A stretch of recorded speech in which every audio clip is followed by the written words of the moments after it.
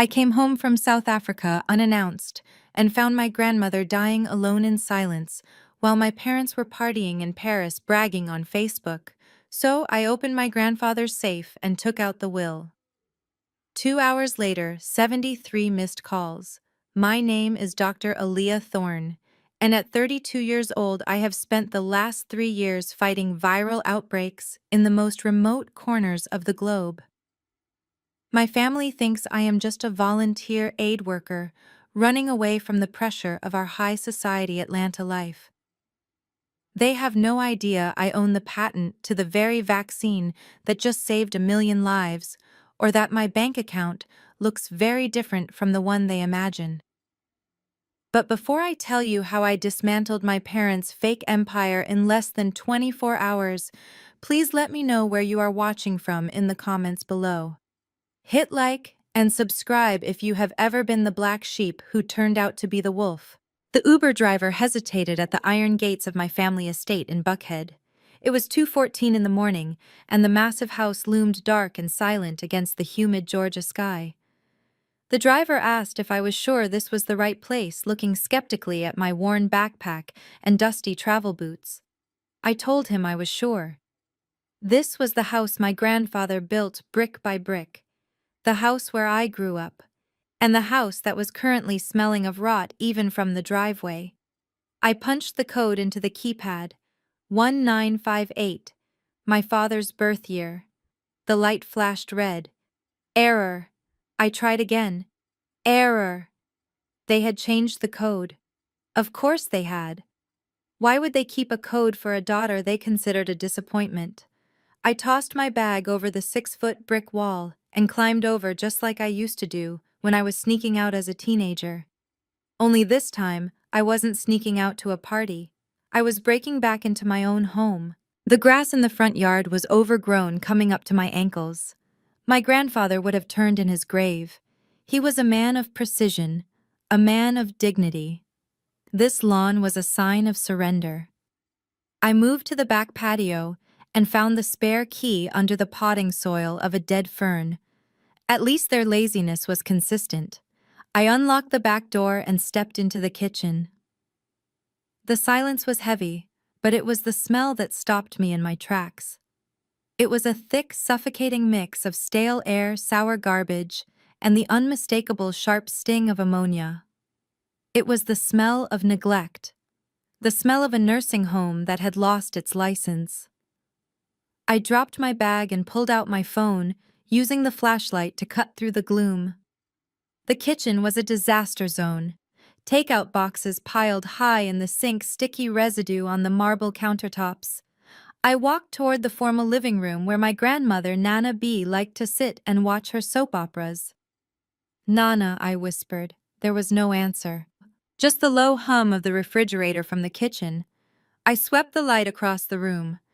The expensive oil paintings my grandfather collected were gone, leaving pale squares on the dusty walls. In their place were digital frames cycling through photos of my parents. Mom in Dubai, Dad in Italy. Both of them smiling, that practiced fake smile that fooled everyone at the country club. I turned the light toward the vintage velvet sofa in the corner. My heart stopped. Nana B was not in her bedroom. She was not in the medical bed I had sent $5,000 to purchase last month. She was curled up on the sofa on a thin, stained sheet.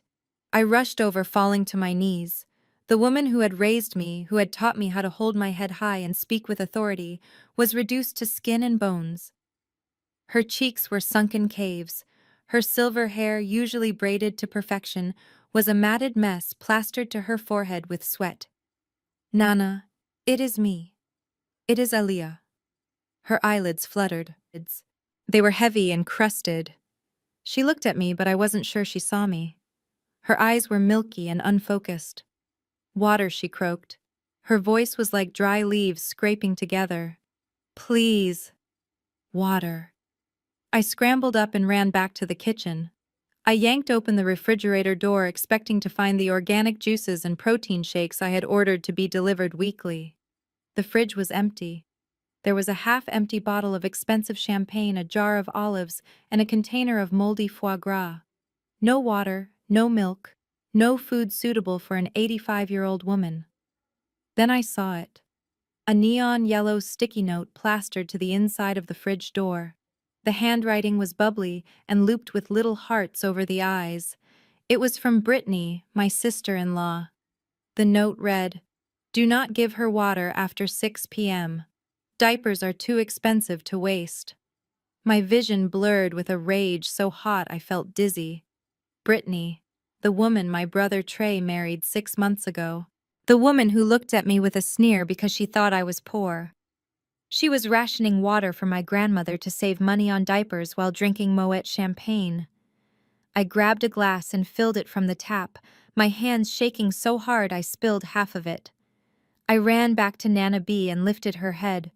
She drank desperately, gulping and coughing water running down her chin. "They left," she whispered between sips. "They said I was too much work." I pulled my phone out again. I needed to document this. I needed evidence. But as the screen lit up, an Instagram notification popped up. "Vanessa Thorne is live. My mother." I clicked it. The screen filled with the glittering lights of the Eiffel Tower. My mother was wearing oversized Chanel sunglasses even though it was nighttime in Paris. My father was behind her holding a glass of red wine. "Hello, everyone," my mother chirped, her voice high and breathless. "We are just so blessed to be here in the City of Lights. We are sending so much love back home to Mama B. We miss you, Mom.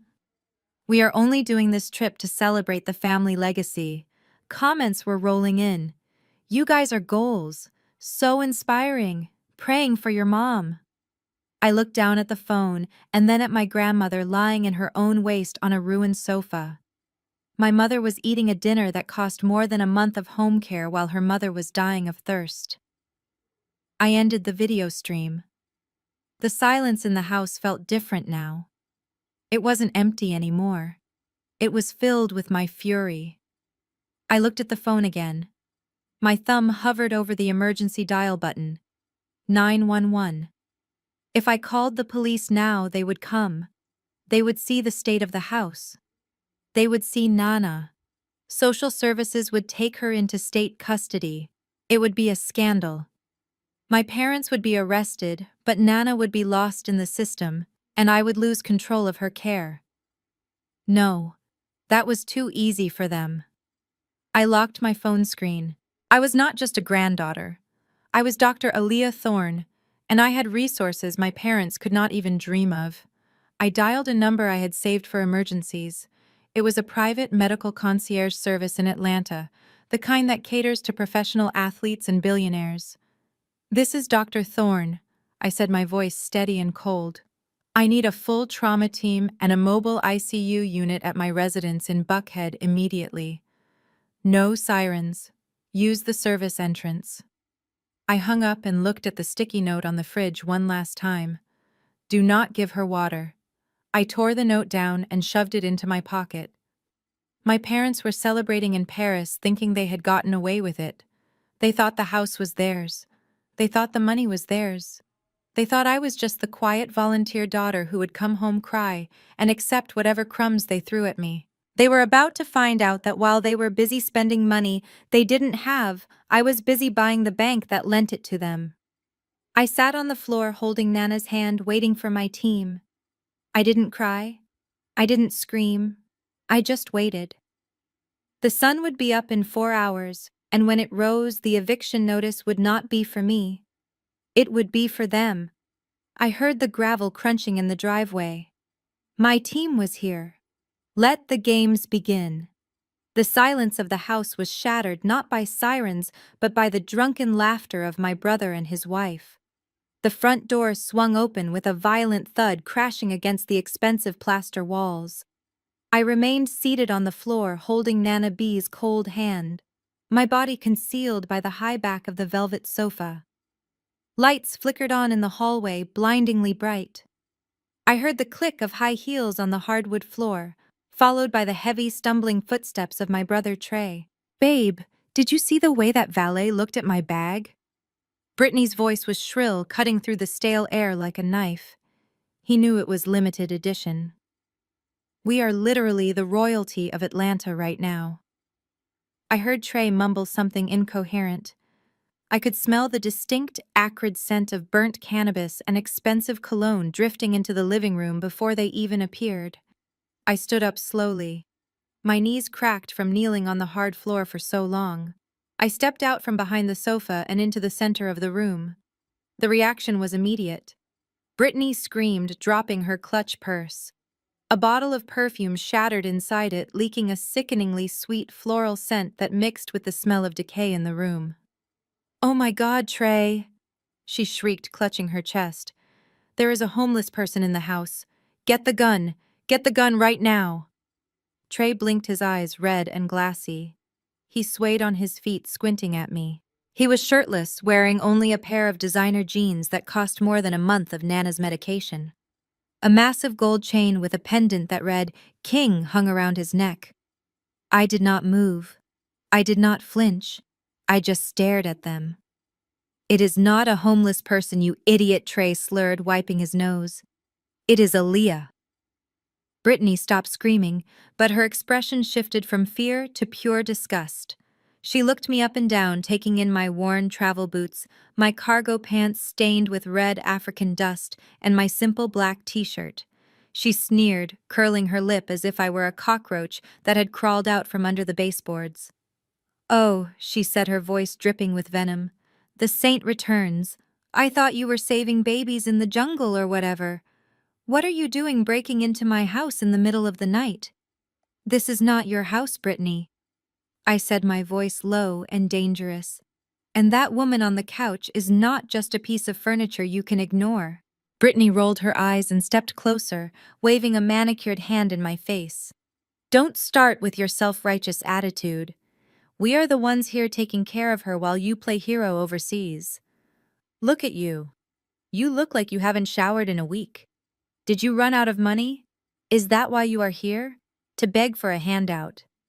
I ignored her and turned to Trey. He was leaning against the doorframe, struggling to keep his eyes open. "Trey, look at her," I said, pointing to Nana. "She is dehydrated. She is malnourished. And when I checked her medicine cabinet, do you know what I found?" I reached into my pocket and pulled out 3 orange prescription bottles. I shook them. They rattled loudly in the tense room. Trey looked away, unable to meet my gaze. I took a step forward, forcing him to look at me. "These bottles are supposed to contain digoxin for her heart and donepezil for her memory." But I opened them, Trey. I tasted the powder. I threw the bottles at his feet. They bounced off his expensive sneakers. "It is aspirin," I said. "Crushed up aspirin and vitamin C tablets. Who did this?" Brittany laughed, a cruel, sharp sound. "Oh, stop being dramatic, doctor. Medicine is medicine. The brand name stuff is a scam anyway. We are just being fiscally responsible. Do you know how much the overhead on this house is?" I turned on her, my hands balled into fists. "You replaced life-saving heart medication with vitamins," I whispered. "That is not fiscal responsibility, Brittany. That is attempted murder." Trey groaned, rubbing his face. "Look, Aaliyah, just chill out, okay? Mom said it was fine. She said Nana is too far gone anyway. Why waste $300 a month on pills for someone who doesn't even know what year it is? We needed the cash for the business." The confession hung in the air, heavy and damning. "The business?" I asked, my voice flat. "You mean the business of buying bottle service at the club? Or the business of buying fake followers for your Instagram?" "Shut up!" Brittany snapped, stepping between me and Trey. "You have no right to come in here and judge us. You abandoned this family. We are the ones dealing with the smell and the mess. If you don't like how we do things, then get out. Get out before I call the cops and have you arrested for trespassing. This is our property now." I looked at her, at the delusion in her eyes. She really believed she was untouchable. She believed that because she wore a designer dress and stood in a big house, she had power. She had no idea what real power looked like. At that exact moment, the sound of tires crunching on gravel outside broke the tension. Not one car. 3. Brittany ran to the window, pulling back the heavy drapes. "Who is that?" she asked, her voice trembling slightly. "Is that the police?" Did the neighbors call the cops on us again? I checked my watch. 4 minutes and 30 seconds. My team was efficient. I walked past her to the front door and threw it open. 3 black SUVs were idling in the driveway. The doors opened in unison. 6 people stepped out, clad in black tactical medical gear. They didn't look like paramedics. They looked like a special ops team. They carried sleek metal cases and a mobile stretcher that looked like it belonged on a spaceship. They moved in silence, bypassing Trey and Brittany completely. "Secure the perimeter," one of them said into a headset. They marched into the living room. The lead medic, a woman I had worked with in Cape Town, nodded to me. "Dr. Thorne," she said, "we have the mobile ICU prepped. What are the vitals?" "Pulse thready at 45. Severe dehydration. Possible toxicity from unprescribed NSAIDs." I reported, slipping instantly back into my professional persona. Brittany and Trey were pressed against the wall, their mouths hanging open. They had never seen equipment like this. This wasn't a county ambulance. This was private concierge medicine at the highest level, the kind of service that costs $50,000 a retainer. "What is happening?" Brittany whispered, her arrogance deflating. "Who are these people? Who is paying for this?" The medics worked with practiced precision. They inserted an IV into Nana's arm, hooked her up to a portable cardiac monitor, and gently lifted her onto the stretcher. The lead medic turned to me, handing me a tablet. "We are taking her to the private wing at Emory as requested. Security detail is already there. No visitors allowed without your biometric clearance." I signed the tablet. Brittany stepped forward, trying to regain some control. "Wait, you can't just take her. I am her primary caregiver. I have rights. You can't move her without my permission." The medic didn't even look at her. He looked at me. "Dr. Thorne, are there any other instructions?" I looked at Brittany. She looked small now, stripped of her false authority. She looked at the expensive equipment, the team of professionals obeying my commands, and for the first time I saw fear in her eyes. She was trying to do the math in her head. She was trying to figure out how the sister-in-law she called a beggar could command a paramilitary medical unit. "Get her out of here," I said softly, looking at Nana. "And make sure the toxicology report is expedited. I want proof of exactly what was in her system." "Toxicology?" Trey stuttered. "Why do you need that?" I walked up to Trey and stood toe-to-toe with him. "Because when the police ask me why our grandmother was poisoned, I want to be very specific about the chemicals used." The medics wheeled Nana out. I grabbed my backpack and followed them. At the door, I paused and looked back. Brittany was shaking, clutching Trey's arm. The fake vitamins lay scattered on the floor between them like confetti at a disastrous party. "Oh, and Brittany," I said, my voice cool and calm, "enjoy the house tonight. I suggest you start packing. You are going to need the head start." I slammed the heavy oak door behind me, leaving them in the silence of their crime. The war had officially begun. The vibration of my phone against my hip felt less like a notification and more like a warning shot. The screen illuminated the dark hallway with a photo of my parents smiling at a charity gala from 5 years ago. My father was calling. Not to ask if his mother had survived the ambulance ride. Not to ask if she was in pain. He was calling because the security notification on his phone had alerted him that the back door was open. I slid my thumb across the screen and put the phone to my ear without saying a word. "Aaliyah." My father's voice boomed, breathless and angry. "Brittany just called me. She is hysterical. She says you brought a SWAT team into the house. Have you lost your mind?" We are in the middle of a very delicate dinner with investors in Paris, and my phone is blowing up because you decided to play hero. I kept walking toward the end of the hallway, toward the heavy double oak doors of my grandfather's study. "Nana was dehydrated, Dad," I said calmly. "She had aspirin in her heart medication bottles." "Do not change the subject," he shouted. "You had no right to remove her. And listen to me very carefully, Aaliyah. Do not go near the study. Do not touch anything in my office.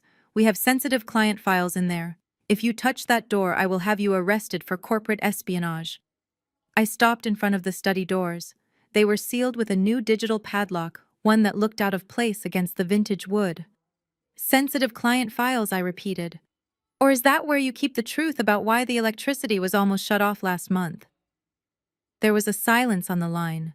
Then my mother's voice cut in shrill and panicked. Byron, tell her to leave. Tell her she is trespassing. Aaliyah, get out of that house right now. You are ruining everything. I hung up.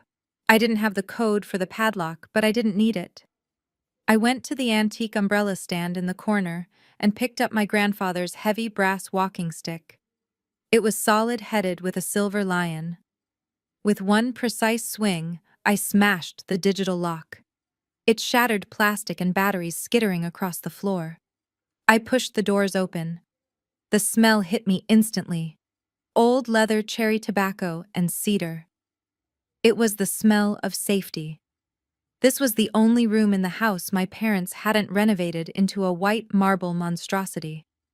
It was exactly as grandfather had left it 5 years ago. Or so I thought. I flipped on the desk lamp. The chaos was subtle, but it was there. Papers were shoved haphazardly into drawers. The velvet lining of the bookshelves had been torn, as if someone had been searching for a hidden safe. They had been looking for money. They had been looking for anything they could sell. I walked behind the massive mahogany desk and knelt down. My parents had spent years trying to drill into the wall safe behind the painting of the Atlanta skyline.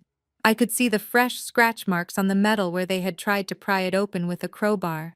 They thought it required a combination or a key. They were so arrogant, they never paid attention to how grandfather actually operated. He was a man who believed that technology should serve security, not convenience. I reached under the desk and pressed a hidden panel. The painting slid aside, revealing the steel face of the safe. There was no keypad, just a small dark glass circle at eye level. A retinal scanner. I remembered the day he had it installed. I was 22, freshly accepted into medical school. He had told me that passwords could be stolen and keys could be copied, but the eyes were the window to the soul. He said mine were the only honest eyes in the bloodline. I leaned forward, pressing my left eye to the scanner. A red beam tracked across my vision. For a second, I held my breath. Had my parents found a way to bypass this too? Then came the mechanical whir, the heavy click of tumblers shifting, the light turned green, the heavy steel door swung open. My parents believed this safe held gold bars or bearer bonds. They believed it held the fortune that would fix their mistakes. It was almost empty. I reached in and pulled out a stack of envelopes, bound by a red rubber band. They weren't assets. They were threats. I opened the first one. It was a final notice from the bank. Notice of default. I opened the second one. A foreclosure auction notice. I laid the papers out on the desk, reading the terrifying numbers. My parents had refinanced the estate 3 times in the last 4 years. They had pulled out every cent of equity to fund their trips, their cars, and Brittany's failed boutique. The house was underwater. But the date on the foreclosure notice made my blood run cold. Sale date, August 15th. That was 7 days from now. They weren't in Paris to celebrate. They weren't posting photos of foie gras because they were wealthy. They were posting them to keep up appearances. They were running out the clock. I dug deeper into the safe. At the very back, hidden under a velvet bag, was a thick leather King James Bible. My grandfather's Bible. I pulled it out and felt the weight of it. It fell open naturally to the Book of Psalms. A thick envelope was pressed between the pages. My hands trembled as I opened it. It wasn't just a will. It was a codicil. A legal amendment dated 2 weeks before his death. I read the text, my breath catching in my throat. In the event that my son Byron Thorne fails to maintain the medical standards required for my wife Beatrice Thorne, full power of attorney over her health and assets shall immediately transfer to my granddaughter, Dr. Aaliyah Thorne. Furthermore, should the estate face insolvency, control of the family trust shall bypass my son and transfer directly to Aaliyah Thorne to ensure the protection of the property. I leaned back in the leather chair, clutching the document. My parents thought they had burned the original will. They thought they had control. But grandfather knew. He knew they were weak. He knew they were greedy. and he knew that one day they would leave Nana to die. He had left me the weapon to destroy them. My phone buzzed again, a text from my mother. Please, Aaliyah, don't do anything rash. We are meeting with Monsieur Dubois tomorrow. He is going to invest 5 million into Trey's company. We will fix everything. Just go home. I looked at the text, and then back at the foreclosure notice. Monsieur Dubois. The name sounded familiar. He was a French venture capitalist known for investing in tech startups. My parents were trying to secure $5 million from him based on lies. They were using the house as collateral, a house they didn't really own anymore, a house that was being sold by the bank in a week. They weren't just bad children, they were criminals. They were in Paris to commit international fraud. I picked up the phone and dialed my lawyer. Mr. Stein, I said when he answered, his voice groggy with sleep. Wake up. I need you to file an emergency injunction with the court as soon as it opens. I have the medical power of attorney, and Mr. Stein, I need you to find out everything you can about a Monsieur Dubois in Paris. I looked around the study, at the legacy my grandfather built. My parents were willing to burn it all down for one more night of champagne. I stood up and placed the documents into my backpack. They thought I was the black sheep. They thought I was the one who ran away. But wolves don't run away. We just wait for the right moment to strike. And now I had the teeth to do it. I walked out of the study, leaving the broken lock on the floor. I didn't need to lock the door anymore.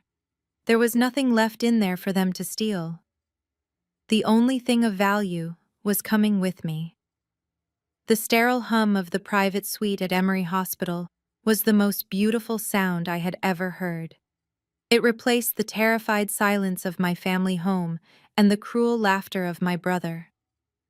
I sat in the high-back leather chair next to the bed, watching the cardiac monitor trace the steady green rhythm of my grandmother's heart. Nana B looked small against the crisp white linens. The nurses had bathed her, removed the filth of neglect, and braided her silver hair into a neat crown around her head. The IV drip was replenishing the fluids my family had denied her, working to flush the toxins from her fragile system. I had upgraded her to the presidential suite, not because I wanted to show off, but because I needed the security. 2 armed guards stood outside the door, instructed to allow no one in without my direct biometric authorization. I held her hand, feeling the warmth slowly returning to her skin. Her eyelids fluttered, and for the first time in hours, her breathing shifted from shallow gasps to a deeper, more natural rhythm. Aaliyah, she whispered, her voice rough from days of dehydration. Is that you? Or am I dreaming? I squeezed her hand gently, leaning close so she wouldn't have to strain to hear me. I am here, Nana. You are safe. You are at the hospital. She turned her head slowly, her eyes focusing on my face. Tears welled up in the corners, sliding down into the deep lines of her cheeks. I thought you forgot me. She said the words, cracking my heart open. They told me you didn't care. Brittany said you were too busy saving the world to worry about an old woman who smelled like death. The rage flared in my chest again, hot and sharp, but I pushed it down. I needed to be calm for her. I never forgot you, Nana. I came as soon as I knew.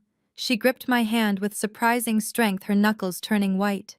They took my dignity, Aaliyah. That girl Brittany, she would stand in the doorway and eat while I begged for water. She told Trey that if I died before the 1st of the month, they wouldn't have to pay the insurance premium. She laughed about it. She said the money would be better spent on a new backdrop for her videos. I closed my eyes, breathing through the fury. My sister-in-law had reduced the matriarch of our family, the woman who marched for civil rights and built a community legacy, to an inconvenience in her budget. Rest now, Nana, I said, smoothing the hair back from her forehead. I'm going to take care of everything. They will never hurt you again.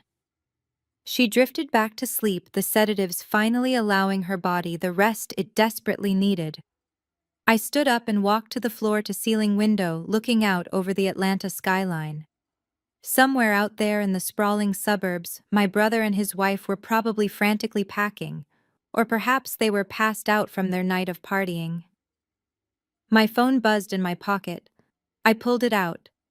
It was a notification from our family group chat. My mother had posted a photo from Paris. It was a picture of her and my father holding shopping bags from Louis Vuitton. The caption read, "Retail therapy is the best therapy. Cannot wait to bring these beauties home." They had no idea. They had absolutely no idea that I had taken Nana. Or maybe they did and they just didn't care enough to interrupt their shopping spree. I looked at the foreclosure notice I had taken from the safe, which was now scanned and saved on my encrypted drive. They had 7 days. 7 days until the bank took the house. If they knew I had the money to save it, they would come begging. If they knew I was planning to destroy them, they would lawyer up and try to hide the remaining assets. I needed them to stay in Paris. I needed them distracted. I needed them to think they had won. I unlocked my phone and opened the text thread with my parents. My thumb hovered over the keyboard. This was the hardest part. I had to become the person they thought I was. The weak, pliable daughter. The doormat. I typed slowly, making sure every word tasted like surrender. Mom, Dad. I am sorry about earlier. I was just shocked to see Nana so frail. I took her to the hospital just for a checkup, but I will bring her back home as soon as she is discharged. You guys are right. I have been gone a long time, and I don't understand the pressure you have been under. Please enjoy Paris. I will go back to the house and clean up the mess I made. I will make sure everything is perfect for when you return. I read it over. It was pathetic. It was exactly what they wanted to hear. I hit send. The response came less than a minute later. They were awake. They were watching. My mother replied first. "Thank God you finally came to your senses, Aaliyah. We forgive you. We know you get emotional. Just make sure you clean the carpets in the hallway. Brittany said you tracked mud everywhere with those awful boots." Then a message from my father. "And do not touch the study. We have a very important investor coming to see the house next week. We need everything to look pristine." And then the kicker. A message from Brittany, who must have been added to the chat by my mother. "Make sure you clear out the storage room on the second floor. The lighting in there is perfect. I am turning it into my content studio next week. I need space to film my unboxing videos. And Aaliyah, try to be quiet when you're in the house. I need my beauty sleep." I stared at the screen. She wanted to turn my grandfather's library, the room where he taught me to read, into a studio for TikTok videos. She wanted to unbox designer purses in the same house where she refused to buy water for a dying woman. A cold smile spread across my face. It wasn't a smile of happiness. It was the smile of a predator who had just watched the prey step into the trap. "Sure, Brittany," I typed back. "I will get the room ready for you. It will be a surprise." I put the phone down and picked up my secure satellite phone, the one I used for business dealings that required absolute discretion. I dialed a number that bypassed receptionists and went straight to the private line of Mr. Stein, my personal attorney and the shark who managed my portfolio. He answered on the first ring. "Dr. Thorne, it is 4 a.m. Is everything all right?" "Everything is going according to plan, Mr. Stein," I said, my voice devoid of the tremor I had used with my parents. "I need you to execute Operation Phoenix immediately." There was a pause on the other line, and I could hear the rustle of him sitting up in bed and reaching for his glasses. "Are you sure, Aaliyah? Once we pull the trigger on this, there is no going back. You will own the debt. You will essentially be their landlord." I looked back at Nana sleeping peacefully in the hospital bed. I thought about the sticky note on the fridge. I thought about Brittany's content studio. I am sure I said, "Contact the bank as soon as they open. I want to buy the non-performing note on the Thorne estate. Pay the full arrears plus the penalty fees. But do it through the shell company.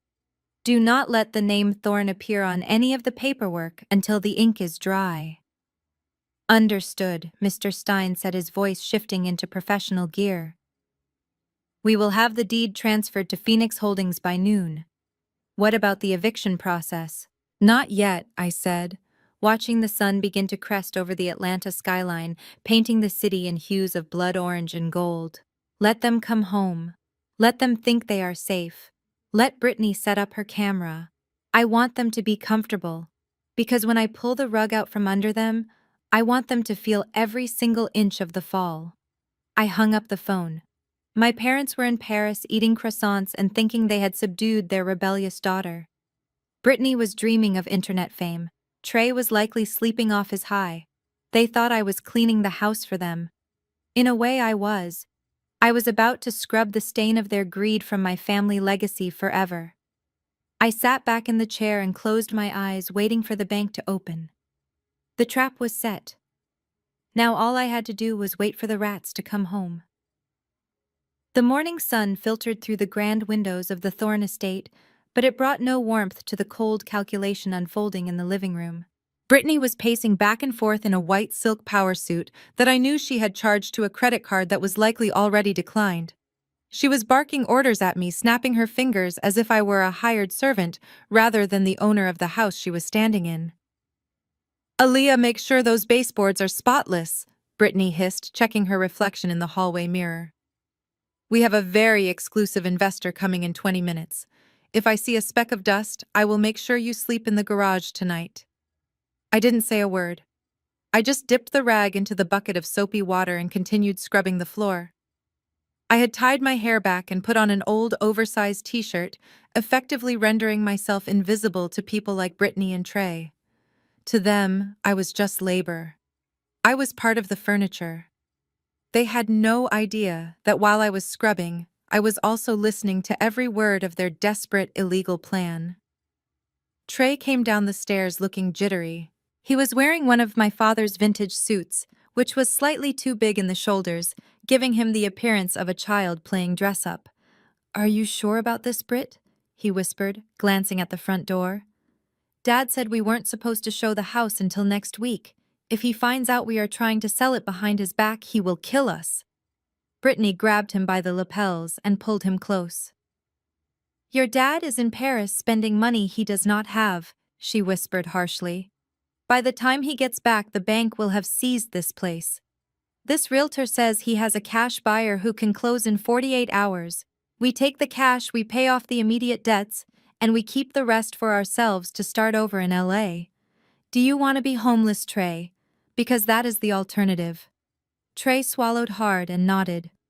Okay, let's do it." "But what about her?" He pointed a shaking finger at me. Brittany laughed, a cold, dismissive sound. "She is nobody. She does not even know what a title deed is. Just tell her to stay in the kitchen and keep her mouth shut." I kept my head down, hiding the smirk that was threatening to break through. They were trying to conduct a short sale on a property that was already in the process of being acquired by my holding company. They were trying to sell a house they did not own to a buyer who was likely just as shady as they were. The doorbell rang. It wasn't the melodic chime intended for guests. It was a sharp, insistent buzz. Brittany smoothed her hair and put on her best fake smile. "Showtime," she whispered. "Aaliyah, get in the kitchen. Now." I picked up my bucket and walked slowly toward the kitchen, but I didn't close the door all the way. I stood in the shadows watching. The realtor was a man named Mr. Gentry. He wore a suit that was too shiny and smelled of desperation and cheap cologne. Behind him was a couple who looked less like investors and more like sharks circling a wounded animal. The man was chewing gum with his mouth open, and the woman was tapping long acrylic nails against her phone screen. "Welcome to the Thorne estate," Brittany cooed, extending her hand. "Please come in. You will find that the photos simply do not do it justice. This is a historic property full of old-world charm, but with all the modern amenities." Mr. Gentry nodded, looking around the foyer with greedy eyes. "My clients are very interested in a quick transaction, Mrs. Thorne. As we discussed on the phone, this would be a cash offer as is. No inspections, no delays. Music to my ears." Brittany beamed. "Please follow me. Let me show you the formal living room." As they moved deeper into the house, I slipped out of the kitchen. I didn't go to the garage. Instead, I headed for the utility closet under the main staircase. My grandfather was a brilliant man, but he was also paranoid.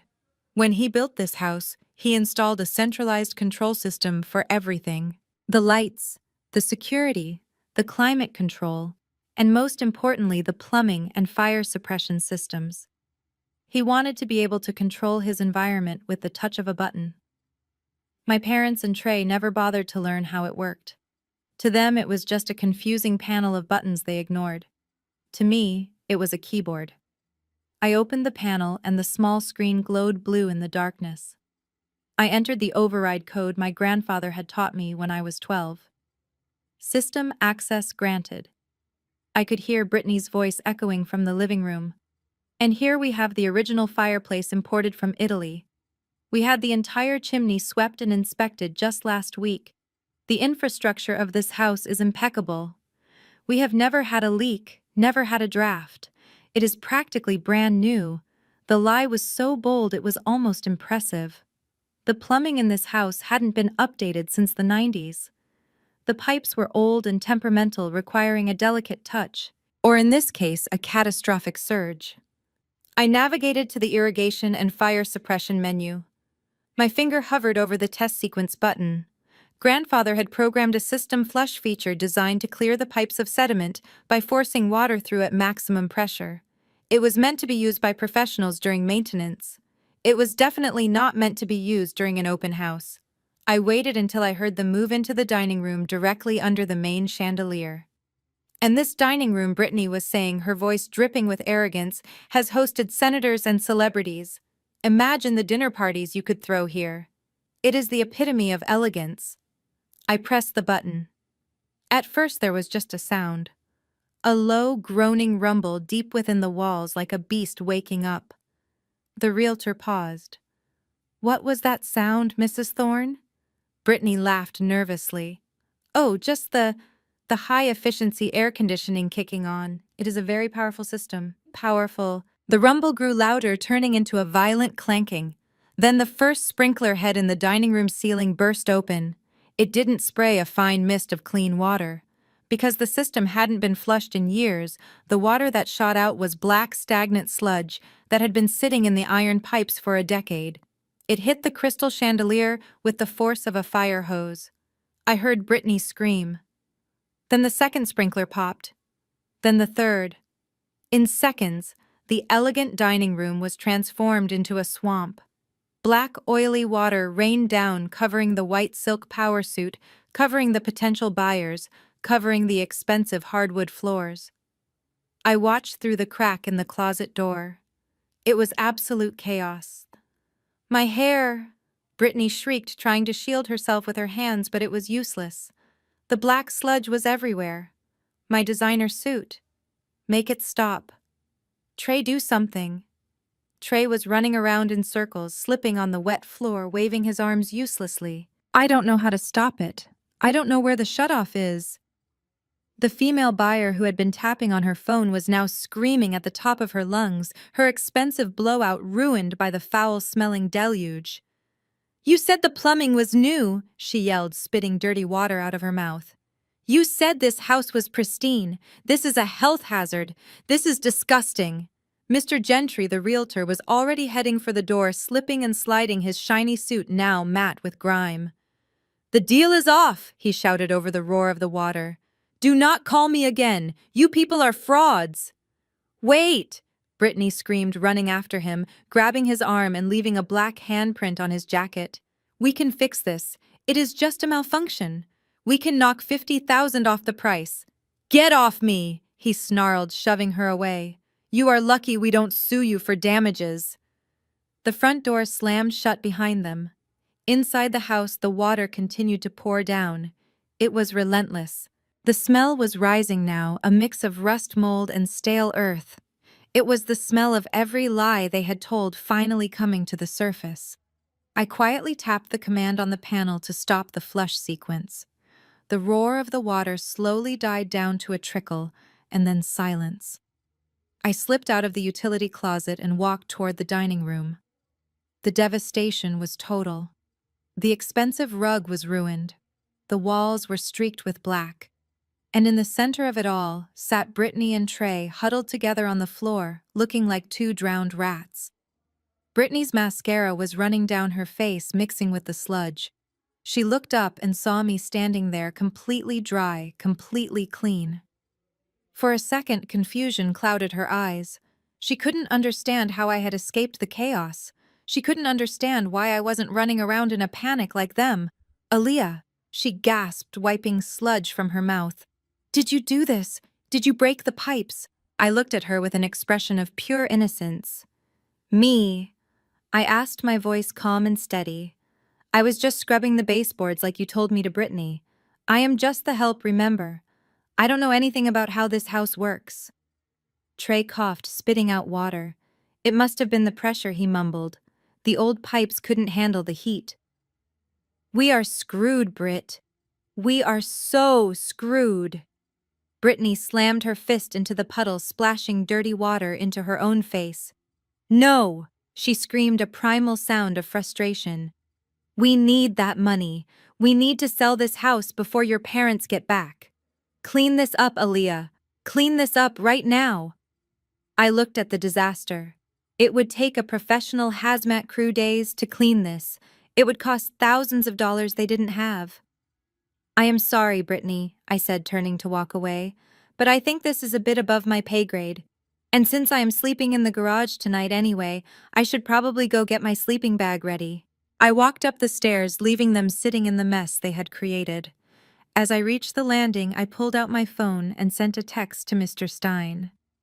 "Phase 1 complete. The house is no longer sellable on the open market. Proceed with the acquisition."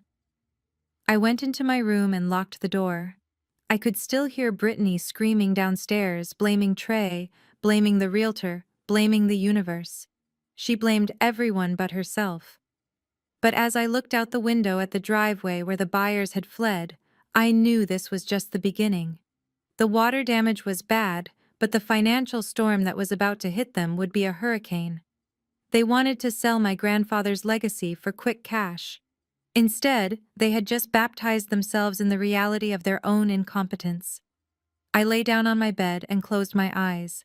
The smell of the stagnant water was drifting upstairs, but to me it didn't smell like sewage. It smelled like victory. The marble lobby of the Hotel Plaza Athénée in Paris smelled of fresh lilies and old money. My parents stood at the concierge desk looking every bit the part of American royalty.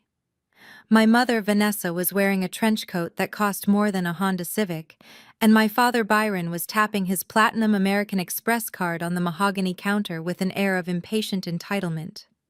They had just finished a 10-day spree of luxury dining and high-end shopping, convinced that the investor meeting scheduled for next week would wipe away their mounting debts like a magic eraser. They were flying high on delusion. The concierge, a man with impeccable posture and a face of stone, ran the card. There was a sharp, abrasive beep. "I am sorry, Monsieur Thorne," the concierge said, his voice dropping to a discreet whisper. "The transaction was declined." My father laughed. It was a loud, booming laugh meant to signal to everyone in the lobby that this was a ridiculous mistake. "Don't be absurd," my father said, pushing the card back toward the man. "Run it again. It is probably your internet connection. This is a Centurion card. It does not get declined." The concierge sighed, the kind of sigh reserved for tourists who pretend to be richer than they are. He inserted the chip this time. Beep. Declined. My mother shifted uncomfortably, adjusting her oversized sunglasses. "Byron, stop playing around, use the other card. We have a flight to catch." My father pulled out his Visa. Beep. Declined. He pulled out his MasterCard. Beep. Declined. A cold sweat began to break out on his forehead, glistening under the crystal chandeliers. The line behind them was growing. People were staring. The illusion of the wealthy Thorne dynasty was cracking in real time. "I do not understand," my father stammered, his hands shaking. "I just used this for breakfast." "Perhaps you should call your bank?" the concierge suggested, his politeness now edged with ice. "In the meantime, how would you like to settle the bill? It is 12,000 euros. My father pulled his phone out of his pocket. He had turned it off for the last 12 hours to avoid roaming charges and to fully immerse himself in the fantasy of his vacation. He held the power button. The Apple logo appeared. As soon as the network connected, the phone didn't just vibrate. It convulsed. Ding, ding, ding, ding. The notifications came in a machine gun rhythm. It wasn't just text messages. It was an avalanche of digital disasters. 73 missed calls. My father stared at the screen, his face draining of all color. "Who is it?" Vanessa hissed, leaning over his shoulder. "Is it the investor? Is it Monsieur Dubois?" "It is everyone," my father whispered. There were 12 missed calls from the country club, 3 from the leasing company for the Bentley, 5 from the fraud department of the bank, and 53 from numbers he didn't recognize. Then came the texts. "Your membership at the Buckhead Club has been revoked for non-payment. Please return your locker key immediately. Your vehicle ending in license plate King B has been marked for repossession. Your credit score has dropped 150 points due to a judgment filed against the estate." And then the voicemail from his golf buddy Marcus. "Byron, what is going on, man? I just saw a moving truck outside your house. Are you guys moving? I thought you said you were renovating." "A moving truck!" My mother snatched the phone from his hand, scrolling frantically. Her eyes widened behind her dark lenses. "What did Aaliyah do?" she shrieked. "She was supposed to be watching the house. Why are people calling about repossession? That ungrateful little brat must have messed up the mail. She probably forgot to pay the utility bill and triggered some kind of audit." They stood there in the lobby of one of the most expensive hotels in the world, completely broke. They couldn't pay the bill. They couldn't pay for a taxi to the airport. In the end, the humiliation was total.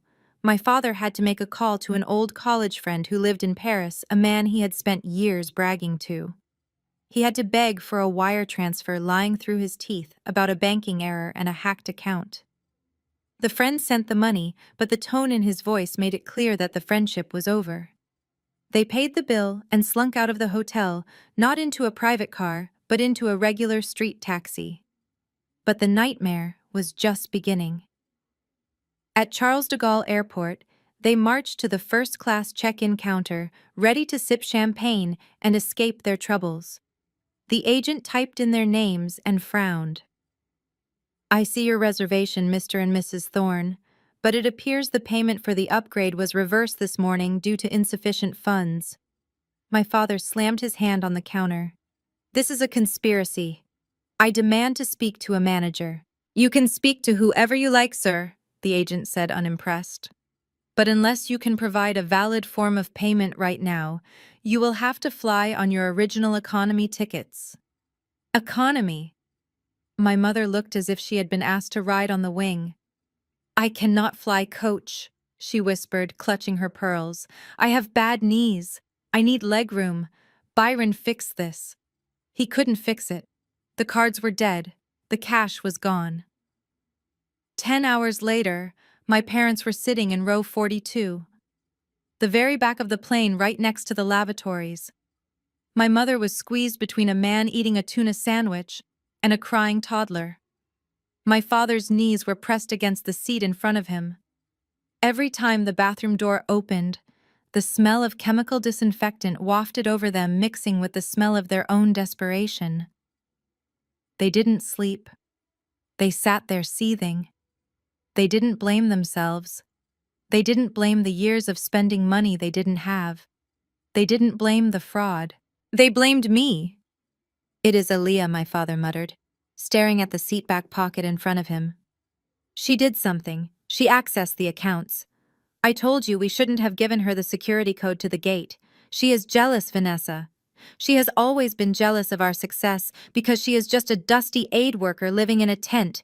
She is going to pay for this," my mother hissed, adjusting her sleeping mask, which was pointless in the cramped seat. "As soon as we land, I am kicking her out. I don't care if she has nowhere to go. She is out on the street. And then I am going to sue her for emotional distress." They spent 10 hours building a tower of hatred. By the time the wheels touched down in Atlanta, they had convinced themselves that I was the villain and they were the victims of a cruel prank. They expected the usual treatment upon arrival. Usually a driver from the elite car service would be waiting at baggage claim, holding a sign with their name. They would be whisked away in a black SUV with climate control and chilled water.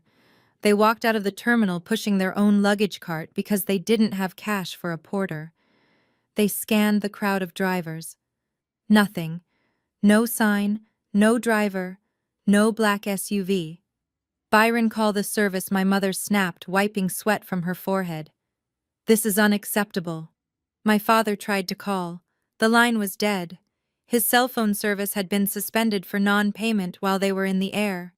He stood there in his wrinkled linen suit, holding a dead phone surrounded by travelers rushing home to their families.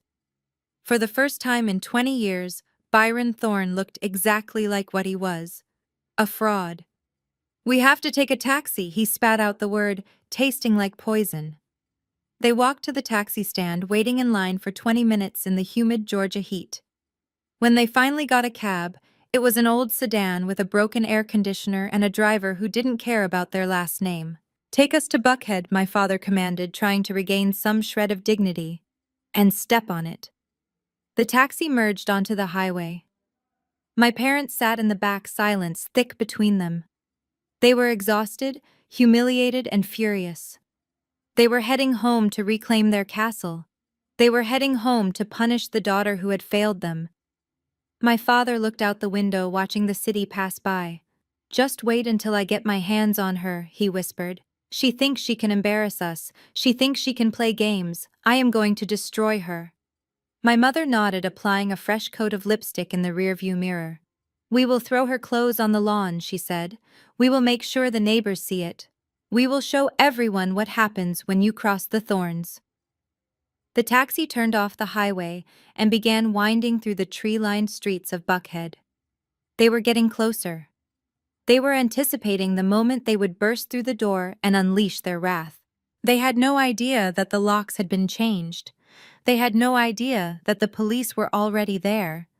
And they certainly had no idea that the daughter they planned to destroy was currently sitting in their living room, drinking their wine, and holding the deed to their house. The taxi driver turned the final corner. There it is, my father said, pointing to the gates.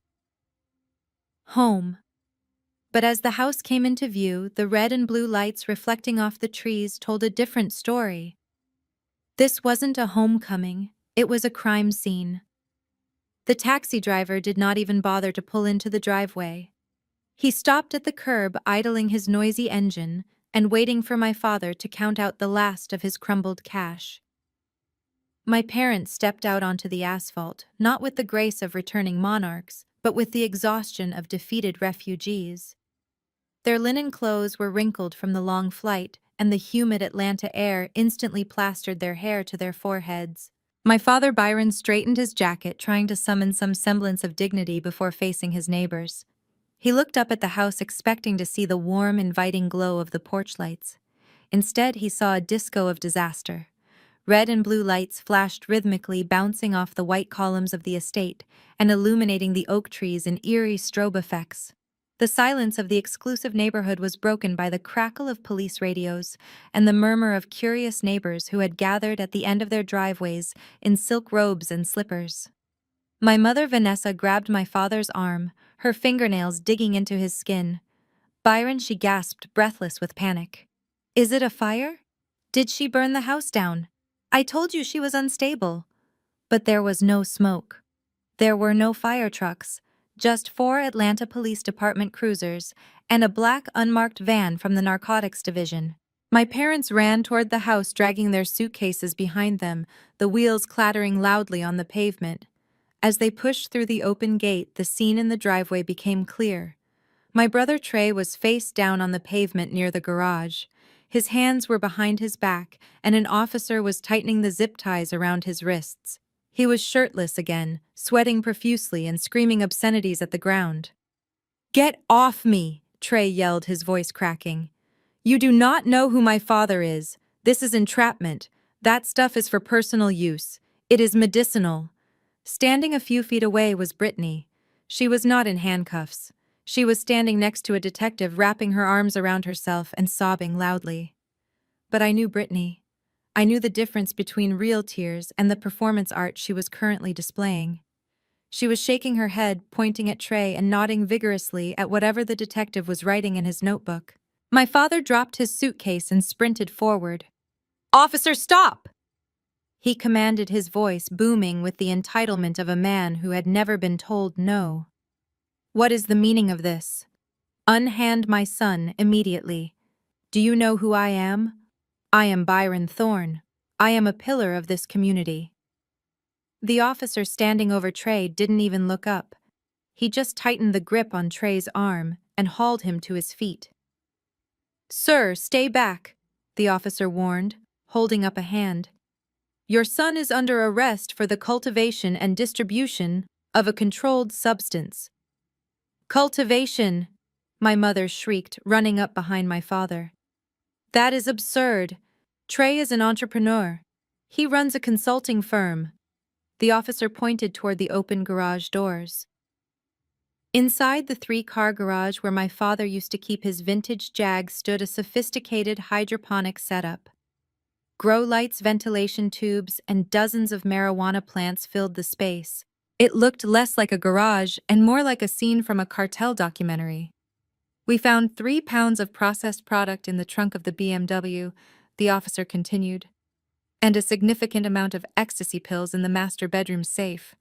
My father turned to Trey, his face going from pale to a deep shade of purple. "Trey," he whispered, horrified. "What have you done? In my house? You brought drugs into my house." Trey looked at our father, his eyes wild and bloodshot. "I needed the money," Dad Trey spat back. "You guys were in Paris spending everything we had. Brittany needed new inventory for her store. The investors weren't calling back. I had to do something. It was supposed to be temporary." My mother turned to Brittany, hoping for an ally. "Brittany, you knew about this. You let him do this."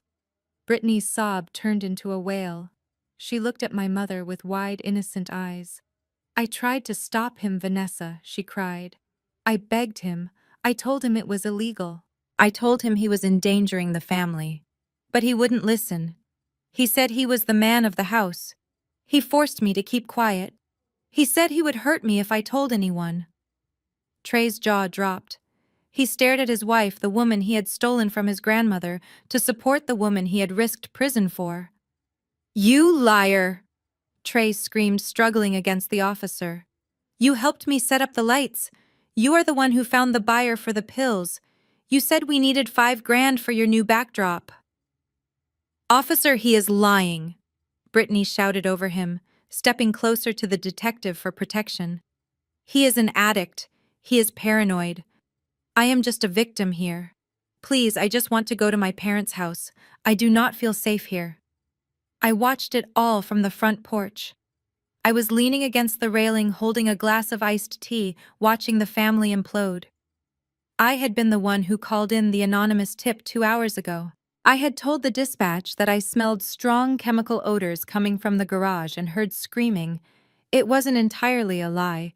The chemicals were from the fertilizer, and the screaming was just Trey rapping along to his own music. My father finally looked up and saw me. I stood there calm and collected in a clean silk blouse, looking down at the chaos. I didn't look shocked. I didn't look sad. I looked like the only adult in the room. And that broke him. The humiliation of the declined cards, the economy flight, the taxi ride, and now his son in handcuffs in front of the neighbors was too much. He needed to hit something. He needed to hurt someone to feel powerful again. And I was the perfect target. "You," my father roared, pointing a trembling finger at me. "You did this. You called them. You have been here the whole time watching him do this, and you said nothing until we got home. You wanted to humiliate us."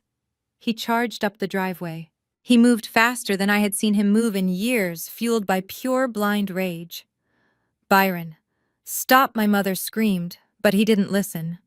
He bounded up the porch steps, his hand raised high, ready to strike me across the face, just like he used to do when I was a child, and spoke out of turn. I didn't flinch. I didn't step back. I didn't even put down my tea. Just as his hand began its downward arc, A massive shadow stepped out from the darkened foyer. It was Marcus, the head of my private security detail.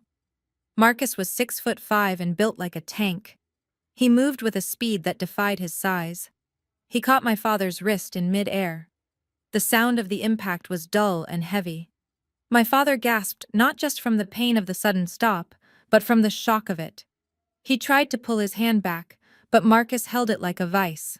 "Step back, sir," Marcus said, his voice low and rumbling like thunder. "Do not touch Dr. Thorne." My father looked at Marcus, then at me. He looked at the hand that was easily overpowering him. For the first time in his life, Byron Thorne was physically helpless in his own home. "Who are you?" my father sputtered, wincing as Marcus squeezed his wrist slightly. "Who is this thug, Aaliyah?" "Get him off me." "He is not a thug, Dad," I said, taking a sip of my tea. "He is my head of security. And if you raise your hand to me again, he will break it." Marcus released him with a firm shove, sending my father stumbling back down a step. My father rubbed his wrist, staring at me with wide, terrified eyes. He looked at the daughter he thought was weak, the daughter he thought was a failure. And he realized he didn't know me at all. You brought a bodyguard into my house," he whispered. "My house, Dad," I corrected him gently. "Technically, the bank owns it right now. But we will get to that later. Right now, I think you should focus on getting a lawyer for your son. Although since your credit cards are declined, I am not sure who you are going to hire." The police were leading Trey toward the squad car. He was weeping now, defeat washing over him. Brittany was already getting into an Uber she had summoned, abandoning her husband without a second glance. My mother stood at the bottom of the stairs, looking between her arrested son, her fleeing daughter-in-law, and her stranger of a daughter. She looked old. The facelift she had gotten last year couldn't hide the fear etching into her face. "Aaliyah," my mother pleaded, her voice trembling. "Help us. You know people. You are a doctor. Tell them Trey has a problem. Tell them he needs rehab, not jail. Do something." I looked at her. I looked at the woman who had live-streamed her dinner while her own mother lay dying of thirst. "I am doing something, Mom," I said, turning to walk back inside. "I am cleaning up the trash." I signaled Marcus to close the door. The heavy oak door slammed shut, cutting off the sound of the police radios and my mother's sobbing. I locked the deadbolt. Outside, the flashing lights continued to paint the night, but inside the air was cool and still. I walked to the window and watched as the squad car drove away with my brother. 1 down, 2 to go. The silence in the living room was heavy and suffocating, broken only by the nervous tapping of my brother Trey's foot against the hardwood floor. It was 3 in the morning. We were sitting in a circle like a perverse family reunion, except my brother was smelling of jail, holding cell disinfectant, and my sister-in-law, Brittany, was staring at the wall with the hollow look of someone who had just drained her entire life savings to pay a bail bondsman. My parents sat on the velvet loveseat, united in their delusion. My father, Byron, had poured himself a glass of whiskey, his hand trembling slightly as he swirled the amber liquid. My mother, Vanessa, had touched up her makeup, covering the tear tracks from the driveway scene with a fresh layer of powder. She looked composed, almost regal, if you ignored the panic vibrating behind her eyes. I sat opposite them on the wingback chair, holding a manila folder in my lap. I was the only one who was calm. I was the only one who knew that this was not a negotiation. It was an arraignment. My mother cleared her throat, the sound sharp in the quiet room. She looked at Trey, then at Brittany, and finally she turned her gaze to me. Her expression softened, shifting from the hysterical woman in the driveway to the martyr she had played perfectly for 30 years. "Aaliyah," she began, her voice trembling with manufactured emotion. "We need to talk about what happened tonight. We need to talk about how you overreacted." I raised an eyebrow but said nothing. I wanted to see how far she would go. "You have been away for a long time, darling," my mother continued, leaning forward. "You do not understand the stress we have been under. You come back here with your judgment and your dramatic bodyguards, and you think you see the truth. But you are looking at this all wrong. You are projecting your own guilt for abandoning us onto your poor brother. She reached out and patted Trey's knee. He flinched, but didn't pull away. Trey is a victim here, she said firmly. He was trying to help the family. He made a mistake, yes, but he did it out of love. And Nana B. Oh, Aaliyah, you have no idea how difficult it is to care for an elderly woman with dementia. She forgets to eat. She refuses water. We tried our best. We hired nurses. We sat by her bedside for hours. I felt a cold laugh building in my chest, but I kept my face impassive. Nurses. Bedside vigils. The lies were so bold they were almost impressive. And Paris, my father chimed in, finding his voice. You think we were just having fun. You think we were abandoning my mother. That trip was a strategic business maneuver, Aaliyah. We were there to meet with Monsieur Dubois. He is a major investor. We were securing $5 million to save this estate to pay for the best care for your grandmother. We were sacrificing our time and energy for this family. He took a long sip of whiskey, looking at me with righteous indignation. And what do we get in return, he asked, slamming the glass down. You call the police on your own brother. You humiliate us in front of the neighbors. You have caused irreparable damage to our reputation. Do you know how much it is going to cost to fix this? This was the pivot, the setup. They had painted themselves as the heroes and me as the villain. Now came the demand. My mother sighed, wiping a non-existent tear from her eye. The lawyer says Trey's case is complicated. Because of the amount of drugs found, it is a felony charge with a mandatory minimum sentence. We need a specialist, a top criminal defense attorney. She paused, waiting for me to offer. I didn't. We found one, she continued, her voice hardening slightly. But he requires a retainer up front. Plus, we need to pay off the neighbors to keep them from talking to the press. And we need to get the car out of impound. She looked at me, expecting me to crumble under the weight of family duty. We need $50,000, Aaliyah, my father said bluntly. Right now. We know you have some savings from your aid work. You never spend money on clothes or travel. You must have something put away. We need you to transfer it to the family account immediately. I looked at them. I looked at the parents who had flown first class while their mother rotted. I looked at the brother who had sold his grandmother's pain medication to buy rims for his car. And they were asking me for $50,000. They thought I was their piggy bank. They thought I was still the desperate little girl who would buy their love. I stood up slowly, clutching the manila folder. So let me get this straight, I said, my voice quiet and steady. You want me to pay $50,000 to clean up the mess you made. You want me to pay for the lawyer to defend the brother who poisoned our grandmother.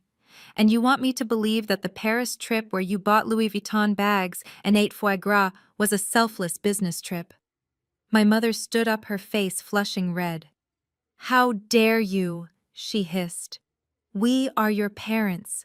We gave you life. You owe us, Aaliyah. You owe us for every year we raised you in this house. You owe us for the private schools. You owe us respect. I looked at Brittany. She was watching me with a mix of hatred and hunger. She wanted me to pay too. If I paid, she might get her savings back. I walked over to the coffee table, the centerpiece of the room where they had placed their empty glasses and their shattered pride. I do not have $50,000 for you, I said. My father's face fell. What do you mean you don't have it? He shouted. You have been working for 3 years. What did you do with your money? Give it all away to charity, you useless, naive girl. I ignored him. I placed the manila folder on the table. I don't have money for you, I repeated, but I do have this. My mother looked at the folder suspiciously. What is this? She asked. I opened it. Inside were 2 documents. The first was a thick, stapled report with the logo of Emory University Hospital. The second was a set of legal papers with the seal of the Georgia Superior Court. I slid the medical report toward them. That is the toxicology report and the physical exam results for Nana B. I said, my voice turning to ice. My mother picked it up, her hands shaking. She read the first page. Her face went pale. Stage 3 malnutrition. I read aloud, reciting the words that were burned into my memory. Severe dehydration resulting in kidney strain. And most interestingly, traces of diphenhydramine and benzodiazepines in her system. Drugs that were never prescribed to her. Drugs that are used to knock people out. Trey made a small choking sound in the back of his throat. You said you took care of her, I said, looking directly at my mother. You said she refused to eat. The doctors say she was starved, Vanessa. Starved to the point that her body began to consume its own muscle mass. That is not dementia. That is torture. My mother dropped the report on the table as if it were burning her skin. That is a lie, she whispered. The doctors are lying. You paid them to write that. I pointed to the second document. And this, I said, is a subpoena. My father froze. A what? He asked. A subpoena, I said. I filed for emergency custody of Nana Bea yesterday morning. Based on that medical report, the judge granted it immediately. But he also issued warrants for an investigation into elder abuse and financial fraud. I looked at each of them. You are not just facing drug charges for Trey. You are facing felony abuse charges, all of you. You wanted a lawyer for Trey. You are going to need 3 lawyers, 1 for each of you. My father stared at the papers, his mouth opening and closing like a fish out of water.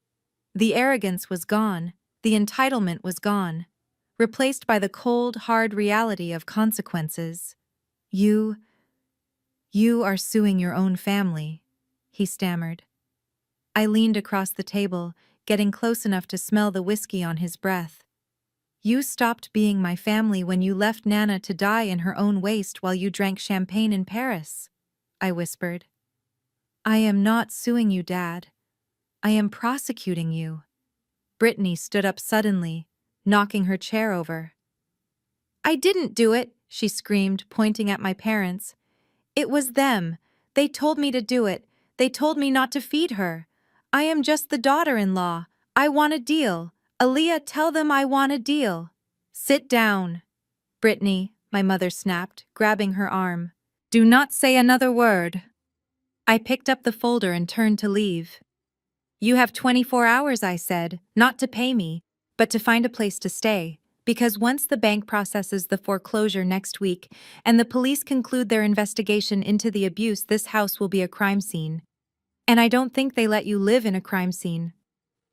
I walked toward the stairs, feeling their eyes boring into my back. Aaliyah, wait!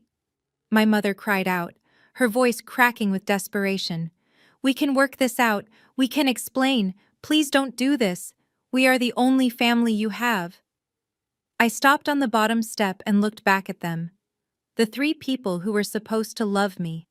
The 3 people who loved money more than they loved their own mother. No, I said. You are not my family. You are just the people who used to live here. I walked up the stairs, leaving them in the ruins of their own making.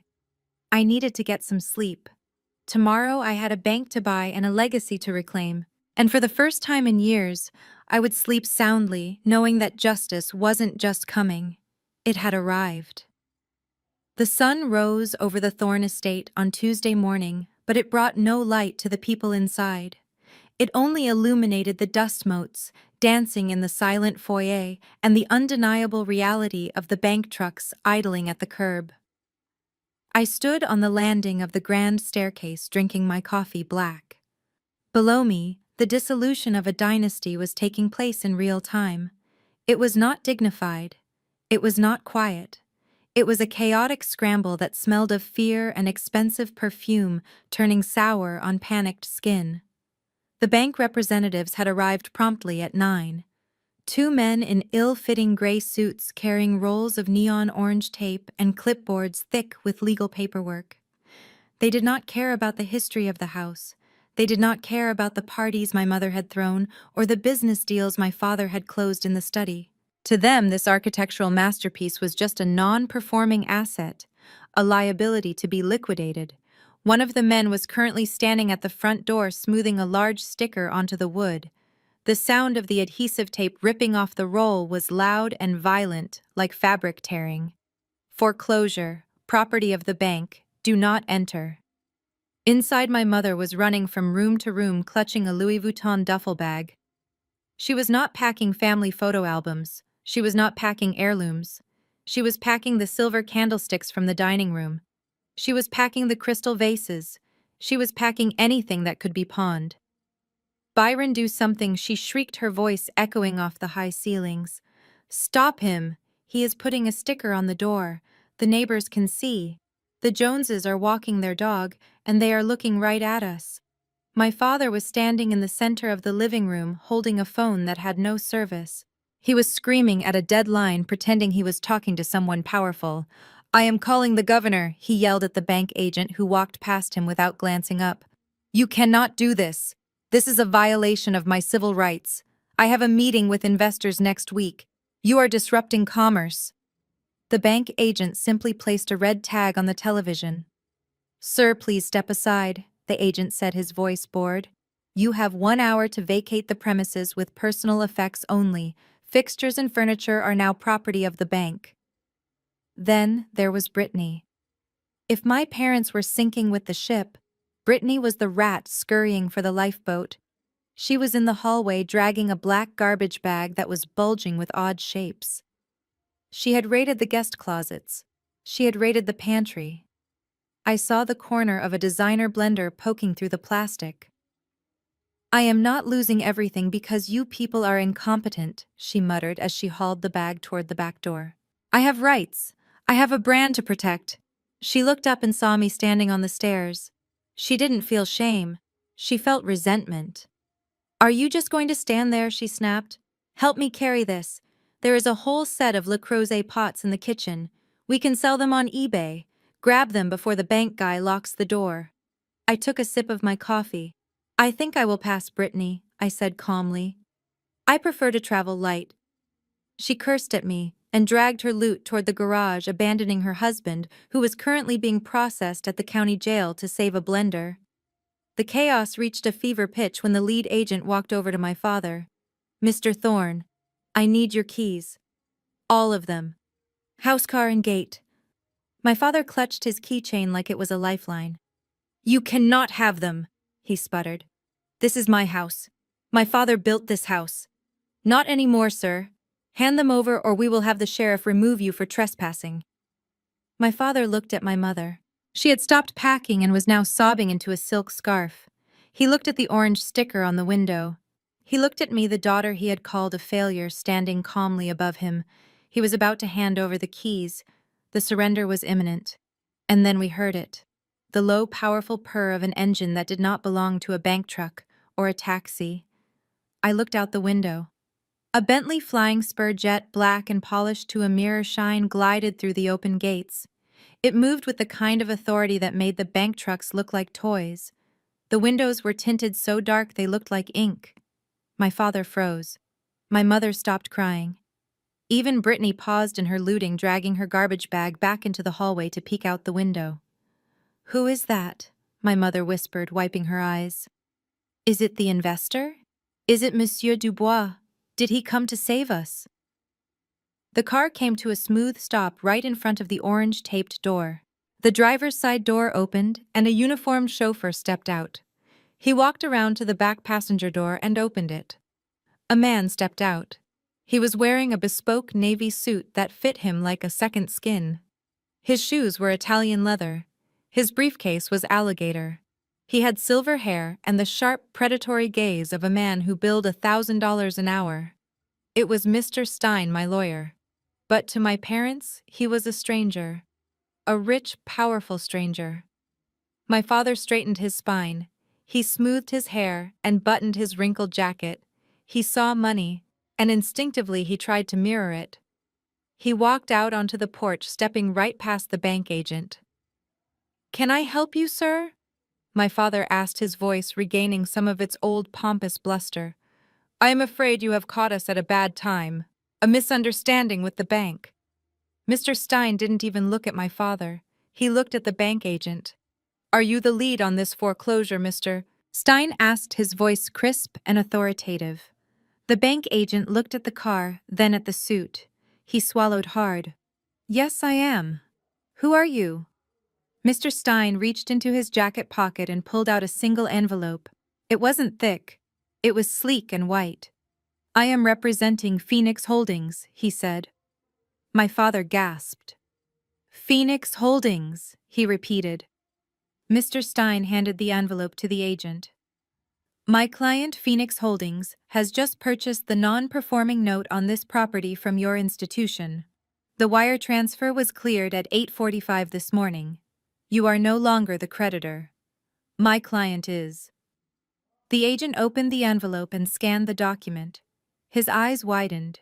He pulled out his phone and made a quick call, mumbling in hushed tones. My parents stood there listening to the one-sided conversation. Yes. Confirmed. Full amount. Plus, penalties. Okay. Understood. The agent hung up. He looked at Mr. Stein with new respect. Everything seems to be in order, sir. The bank has released the lien. The property is yours. Yours. My father grabbed my mother's arm. His face lit up with a joy that was almost manic. Did you hear that, Vanessa? He whispered loudly. Phoenix Holdings bought the debt. They paid it off. The bank agents began peeling the orange tape off the door. They picked up their clipboards and walked back to their trucks. Within 2 minutes they were gone. The driveway was empty except for the Bentley and my family. My father walked up to Mr. Stein, extending his hand with a beaming smile. Sir, I cannot thank you enough, he said, shaking Mr. Stein's hand vigorously. I knew Phoenix would come through. I have been telling my wife that we have powerful friends in high places. Please tell your chairman that Byron Thorne sends his deepest regards. My mother rushed forward, her tears miraculously gone. Oh, thank God, she gushed. We were so worried. We thought there had been a mix-up. Please come inside. Let us offer you a drink. The house is a bit of a mess, but we can explain. Brittany dropped her garbage bag in the hallway and came running out, smoothing her dress. I knew it, she said, laughing hysterically. I knew we weren't going to lose the house. I told those bank guys they were making a mistake. They were celebrating. They were high-fiving each other. They genuinely believed that Phoenix Holdings was a savior, a mysterious benefactor, or a business partner my father had forgotten he had. They had no idea that Phoenix Holdings was a shell company registered in Delaware.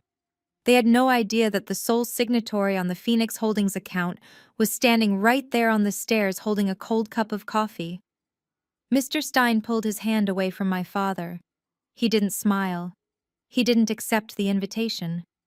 Mr. Thorne, he said coolly, my client did not purchase this debt to do you a favor. This is a business transaction. My father laughed, waving his hand dismissively. Of course, business. We understand. We can work out the repayment terms. I have a big deal closing next week. I can write you a check for the interest. Mr. Stein opened his briefcase and pulled out a new document. My client is not interested in interest payments, Mr. Thorne. My client has acquired the deed in lieu of foreclosure. This house now belongs to Phoenix Holdings. My father's smile faltered slightly, but he kept it plastered on. Well, sure, technically. But we can lease it back, right? Or set up a payment plan. We are partners, after all. Mr. Stein looked at him. My client will be arriving shortly to discuss the terms of your residency, he said. Until then, I suggest you do not unpack those bags. He turned and got back into the Bentley. The chauffeur closed the door. The car idled silently, a black shark waiting in the water. My parents stood on the driveway, confused but hopeful. Who is the client? My mother asked, clutching my father's arm. Is it Elon? Is it Jay-Z? Who do you know, Byron, who has this kind of money? My father puffed out his chest. It could be anyone, Vanessa. I have made a lot of connections over the years. Whoever it is, they clearly value the Thorne name. They saved us. That is what matters. They saved us from those vultures at the bank. I walked down the stairs and stepped out onto the porch. The sun was fully up now, glaring off the hood of the Bentley. My parents turned to me. Their relief had instantly morphed back into arrogance. You see, Aaliyah? My father sneered, pointing at the departing bank trucks. You thought you would see us fall, didn't you? You stood there and watched them put tape on our door and you did nothing. But you forgot who your father is. You forgot that I have built an empire that people want to protect. My mother laughed a harsh, brittle sound. Go put your things back in your room, Brittany, she called out.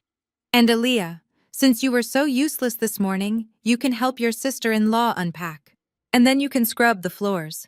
We have a VIP guest coming, the owner of Phoenix Holdings. I want this place spotless. I looked at them. I looked at their smug faces. I looked at the absolute certainty they had that the world revolved around them. They thought they had been saved. I looked at the Bentley. Mr. Stein lowered the window just an inch and gave me a barely perceptible nod. I didn't smile. I will get right on that, Mother, I said. I turned and walked back inside. I didn't go to get a mop. I went to the kitchen to pour another cup of coffee, because I knew exactly who the owner of Phoenix Holdings was. And she didn't want the floors scrubbed, she wanted them cleared. The invitation to the Atlanta Black Gala is the golden ticket of the year. It is the night when the city's elite gather to celebrate success culture and philanthropy. For 30 years, my parents Byron and Vanessa Thorne held court at this event. They were the couple everyone wanted to sit next to. They were the ones who donated the loudest and laughed the hardest. But tonight was different. Tonight they were not guests of honor. They were gatecrashers fighting for their lives. I watched them from the secluded vantage point of the VIP balcony, hidden by heavy velvet curtains. I had been at the venue since noon, overseeing the final preparations for the launch of my foundation. I saw my parents arrive, and I almost felt a pang of pity. Almost. My mother was wearing a dress I recognized from her 40th birthday party. It was a sequined silver gown that had once been stunning, but now looked dated and tired. She had tried to alter it herself because the tailor she used for decades had refused to take her call due to an unpaid bill. I could see the safety pin holding the hem on the left side. My father was wearing his tuxedo from 10 years ago. It was tight across the shoulders, and the fabric had that distinct, dull sheen of age. He held his head high, but his eyes were darting around the room with frantic, desperate energy. And then there was Brittany trailing behind them in a dress she had clearly borrowed from a friend. It was too short for a formal gala, and she looked uncomfortable tugging at the neckline every few seconds. They walked toward the red carpet expecting the photographers to flash their bulbs. They paused, posing with their practiced smiles, waiting for the attention they felt they deserved. The photographers lowered their cameras. It was a brutal, silent rejection. The paparazzi knew who signed the checks in this town, and they knew the Thorns were yesterday's news. My father's smile faltered for a second, but he recovered quickly, gripping my mother's elbow and steering her toward the entrance. Just keep walking, Vanessa, he whispered loud enough for the microphone near the door to pick up. They just didn't recognize us. We have been away in Paris. We need to find the representative from Phoenix Holdings immediately. They entered the ballroom. The room was bathed in warm amber light and filled with the soft hum of jazz and expensive conversation. Usually, this would be the moment the crowd parted for them. People would rush over to kiss my mother's cheek and shake my father's hand. Tonight, the room seemed to shrink away from them. As they walked toward the bar, conversations stopped. Heads turned, not in admiration, but in judgment. I could see the whispers rippling through the crowd like a wave. Everyone knew. In Atlanta, bad news travels faster than light, and the news of the police raid and the foreclosure had spread through the country club set before the handcuffs were even off my brother's wrists. My father tried to flag down an old friend, a banking executive named Marcus. Marcus, good to see you, my father boomed, reaching out a hand. We must play 18 holes next week. I have some stories from Paris that will blow your mind. Marcus didn't take the hand. He looked at my father with a mix of pity and disgust. I don't think so, Byron, he said, his voice cool. I heard about the raid, and I heard about your mother. You should be ashamed of yourself. Marcus turned his back, leaving my father's hand hanging in midair. My mother gasped, clutching her clutch purse to her chest. She looked around, searching for a friendly face. She spotted Mrs. Jenkins, the head of the charity committee. "Margaret," she called out, rushing toward her. "Oh, thank goodness. It is so chaotic in here. We need to find our table. I assume we are at the head table as usual." Mrs. Jenkins took a step back, smoothing her silk gown. "There is no table for you, Vanessa," she said quietly. "Your tickets were canceled when the check bounced. We only let you in because the new sponsor insisted that everyone be welcomed. But do not presume to sit with the board. There is a standing table near the kitchen if you wish to stay." The kitchen! My mother looked like she had been slapped. She was being banished to the servants' entrance in the very room where she used to reign as queen. "Let's go," my father hissed, grabbing her arm. "We don't need them. We are here for business. We need to find the owner of Phoenix Holdings. Once we secure the deal with them, these people will be begging to sit with us again." They spent the next hour working the room like desperate salespeople. They cornered anyone who looked wealthy, asking if they were affiliated with Phoenix. They were sweating now, the heat of the room and the weight of their humiliation pressing down on them. Brittany had abandoned them, finding the open bar and downing champagne to numb the embarrassment of being ignored by her peers. I checked my watch. It was time. The lights in the ballroom dimmed. A hush fell over the crowd. A spotlight hit the center stage, illuminating the crystal podium. The master of ceremonies, a famous news anchor, stepped up to the microphone. "Ladies and gentlemen, welcome to the annual Black Gala. Tonight is a night of new beginnings. We are here to honor a legacy of excellence and to introduce a new force in our community, a company that has quietly donated $5 million to the Atlanta Medical Center this morning." My parents froze. They stood near the back of the room, holding their breath. $5 million, my father whispered. "That is them. That is Phoenix. Vanessa, straighten your hair. We need to be ready to rush the stage." The MC continued. "This company stepped in to save one of our city's most historic estates, ensuring that Black history remains in Black hands. But more than that, the founder of this company is a woman who has dedicated her life to saving others, often without recognition. She has returned home to heal not just patients, but a broken system." My mother grabbed my father's hand. "It is a woman," she whispered excitedly. "That is good. I can talk to a woman. I will compliment her dress. I will cry a little about Nana. We can win her over. Please welcome the chairwoman of Phoenix Holdings and the new owner of the Thorne Estate." My parents took a step forward, ready to launch their charm offensive. Dr. Aaliyah Thorne. The name hung in the air for a split second before the applause erupted. It was thunderous. The room exploded with cheers, but in the back of the room near the kitchen doors there was only silence. My father's face went slack. His mouth opened, but no sound came out. My mother dropped her clutch purse. It hit the floor with a heavy thud, spilling her lipstick and mints, but she didn't notice. Brittany choked on her champagne, coughing violently. The heavy velvet curtains on the stage parted. I stepped out. I was not wearing my cargo pants. I was not wearing my scrubs. I was wearing a custom gold gown that shimmered like liquid metal under the stage lights. My hair was styled in intricate braids adorned with gold cuffs. I wore the diamond earrings my grandfather had left me in a safety deposit box my parents didn't know existed. I walked to the podium with my head high, looking out at the sea of faces. I saw the admiration. I saw the respect. And then I found them. I locked eyes with my parents. They looked like they were seeing a ghost, a terrifying golden ghost. My father was shaking his head slowly, as if trying to deny the reality before him. He looked at the woman on stage, the powerful billionaire philanthropist, and tried to reconcile her with the daughter he had tried to slap yesterday. He couldn't do it.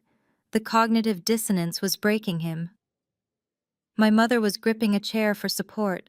She looked at my dress, the dress that cost more than her entire wardrobe, and she realized the truth.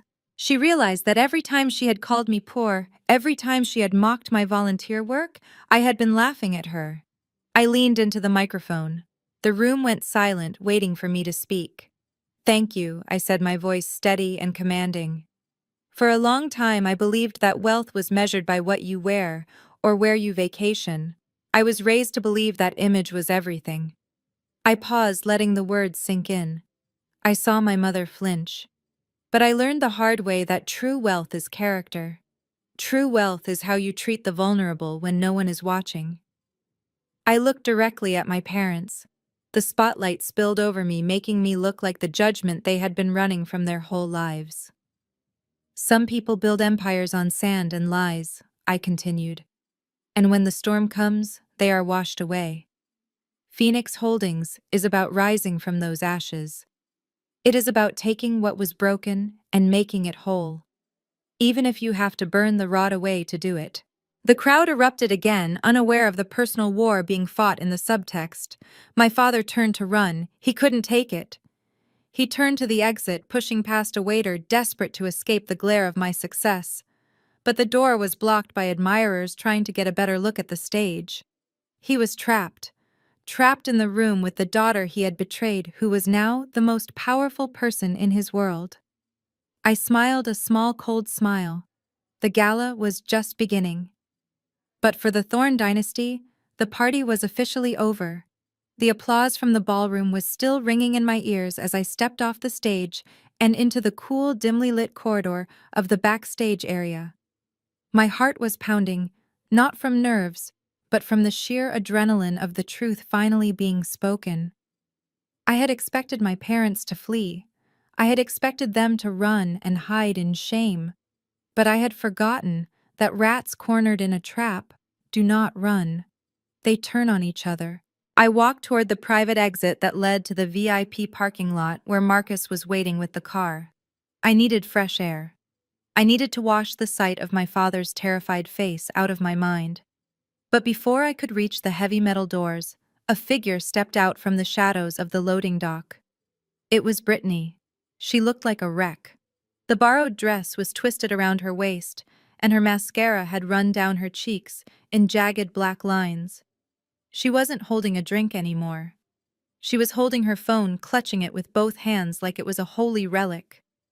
"Aaliyah," she hissed, looking over her shoulder to make sure we were alone. "Wait, you have to listen to me." I stopped, but I didn't turn fully toward her. I signaled Marcus to hang back but stay close. "I have nothing to say to you, Brittany," I said, my voice echoing slightly in the concrete hallway. "The lawyers will do the talking from now on." She rushed forward, stopping just inches from me. She smelled of stale champagne and desperation.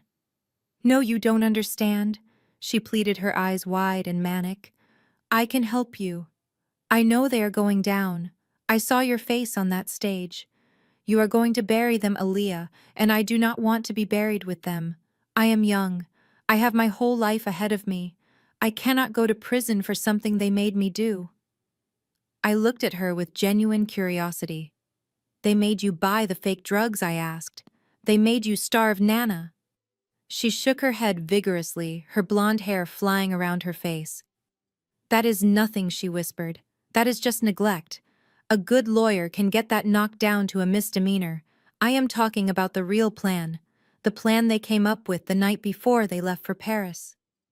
I narrowed my eyes. "What plan?"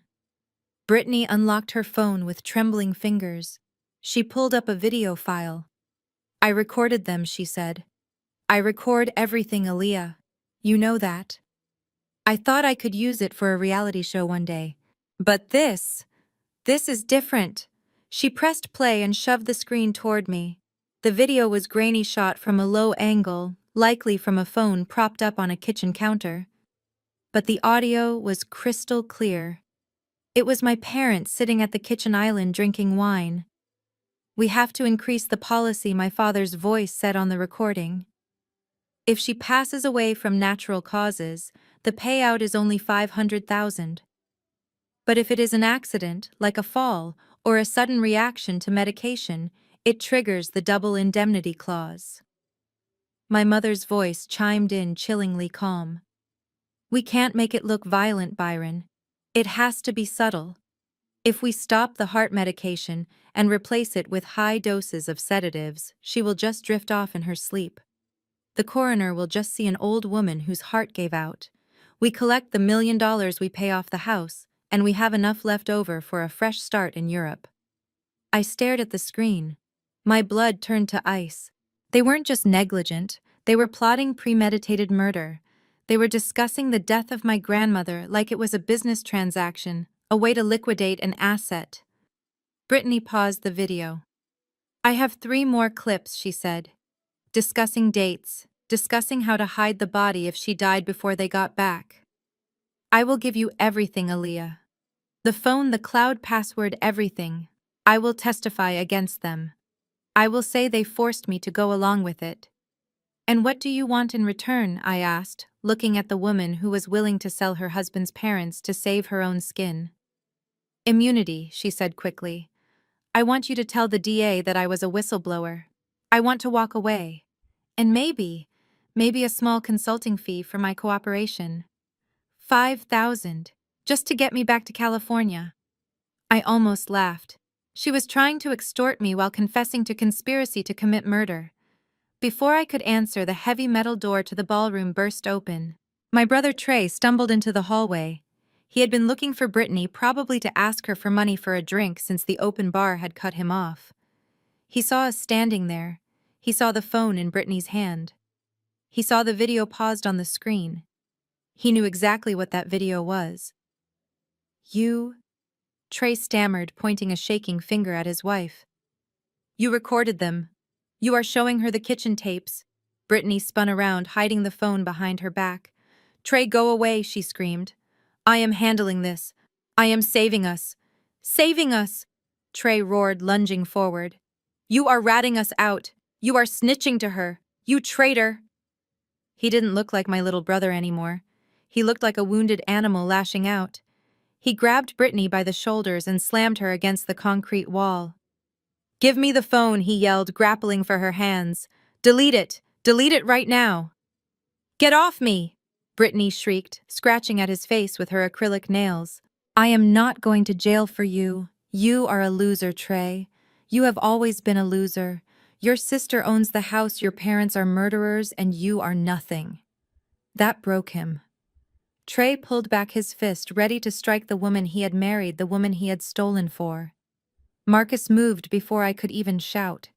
He stepped out of the shadows and grabbed Trey by the back of his tuxedo jacket, yanking him away from Brittany like he was a rag doll. He threw Trey to the ground. Trey scrambled, trying to get up, but Marcus simply placed a heavy boot on his chest, pinning him to the floor. Enough, Marcus said, his voice deep and final. Brittany slid down the wall, sobbing, clutching her phone to her chest.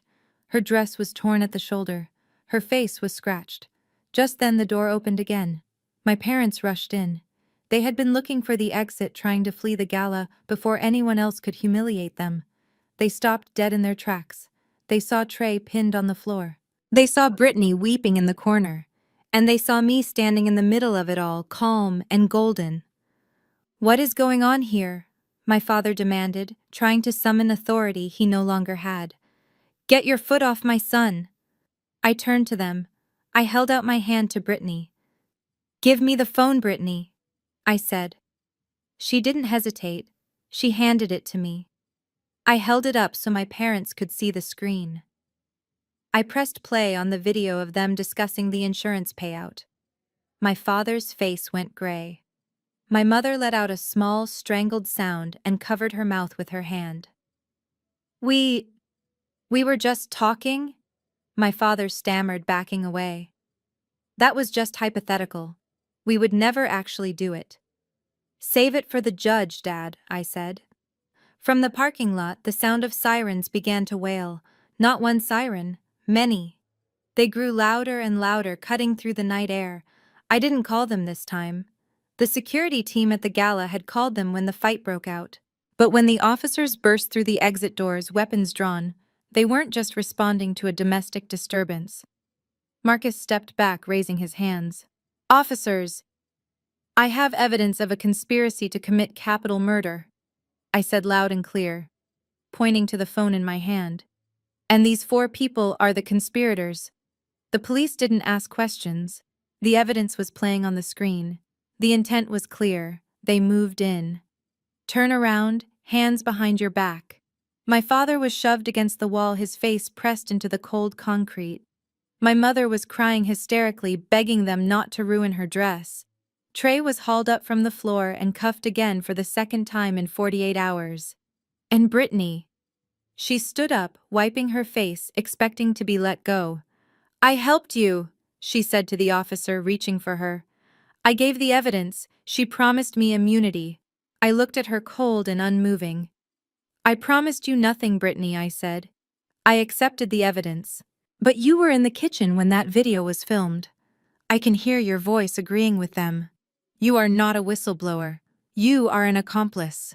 The officer spun Brittany around and clicked the handcuffs onto her wrists. She screamed, a high-pitched sound of pure betrayal. I watched as my entire family was marched out the exit door, not into a limousine, but into the back of waiting squad cars. The flashing blue lights illuminated their faces one last time. Fear, regret, hatred. They were finally united. They were finally together, just like they always wanted to be. I turned to Marcus, who was straightening his suit jacket. "Are you okay, Dr. Thorne?" he asked. I took a deep breath, inhaling the cool night air that suddenly felt cleaner than it had in years. "I am better than okay, Marcus," I said. "I am free." I walked to the Bentley, leaving the empty hallway behind me. The gala was still going on inside. The music was playing. The world was turning. But the rot that had infected my life for so long had finally been cut out. And tomorrow, I would start the healing. The fluorescent lights of the interrogation room buzzed with a sound that grated against the nerves, a stark contrast to the crystal chandeliers my parents were used to. I stood behind the one-way mirror watching them. They were seated at a metal table, handcuffed to the chairs, stripped of their jewelry, their phones, and their dignity. My father Byron was sweating through his tuxedo shirt, the collar unbuttoned to reveal his flushed neck. My mother Vanessa was picking at her chipped manicure, her eyes darting around the room like a trapped animal. They looked small. Without the backdrop of the estate, without the props of their wealth, they were just two frightened people caught in a web of their own making. I signaled to the detective that I was ready. He opened the heavy steel door and I walked in. I was carrying a single thick binder. I placed it on the table with a heavy thud. The sound made my mother jump. She looked up at me and for a second, I saw a flash of hope in her eyes. She thought I was there to bail them out. She thought I was there to make it all go away. "Aaliyah, thank God," my father breathed out, leaning forward as much as the cuffs would allow. "You need to tell them this is a misunderstanding. Tell them we have assets. Tell them about the deal with Phoenix.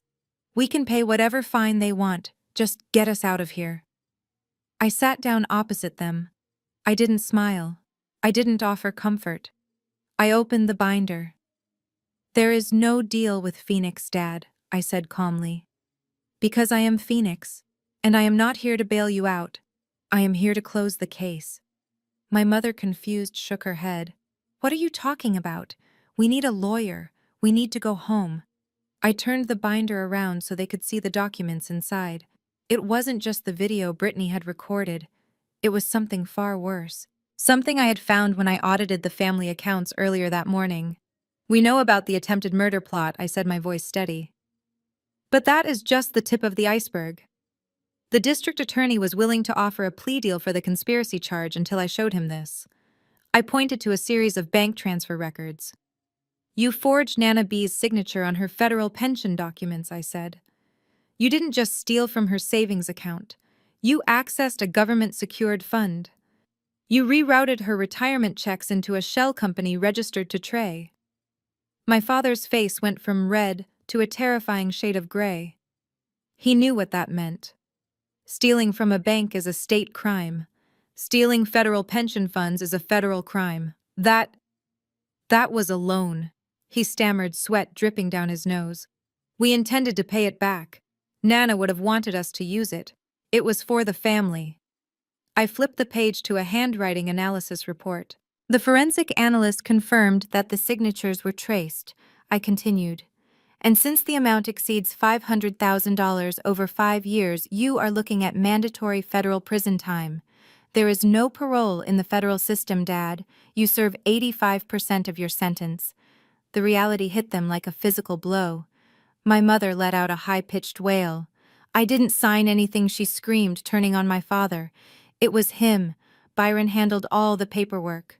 I just signed where he told me to. I didn't know where the money came from. He told me it was dividends from his investments. My father looked at her, his mouth hanging open in betrayal. You liar! He shouted, his voice echoing off the concrete walls. You are the one who spent it. You are the one who needed the new car and the trips to Paris. You told me to find the money, Vanessa. You said you didn't care how I got it. Just get it.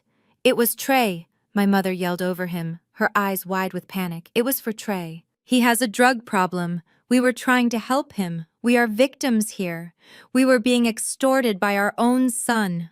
I watched them, the perfect couple, the pillars of the community. They were tearing each other apart piece by piece, desperate to save their own skin. The love they claimed to have was nothing more than a mutual agreement to enable each other's greed. And now that the money was gone, the love was gone too. The door opened and a man in a dark suit walked in. He wasn't a police officer. He was a federal prosecutor. Mr. and Mrs. Thorne, he said, his voice devoid of emotion. Based on the evidence provided by Dr. Thorne and the admission of your co-conspirator Brittany regarding the insurance scheme, we are upgrading the charges. You are looking at wire fraud, identity theft, elder abuse, and conspiracy to commit murder.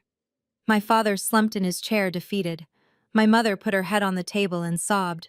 The minimum sentence for these combined charges is 10 years, the prosecutor said, closing his file.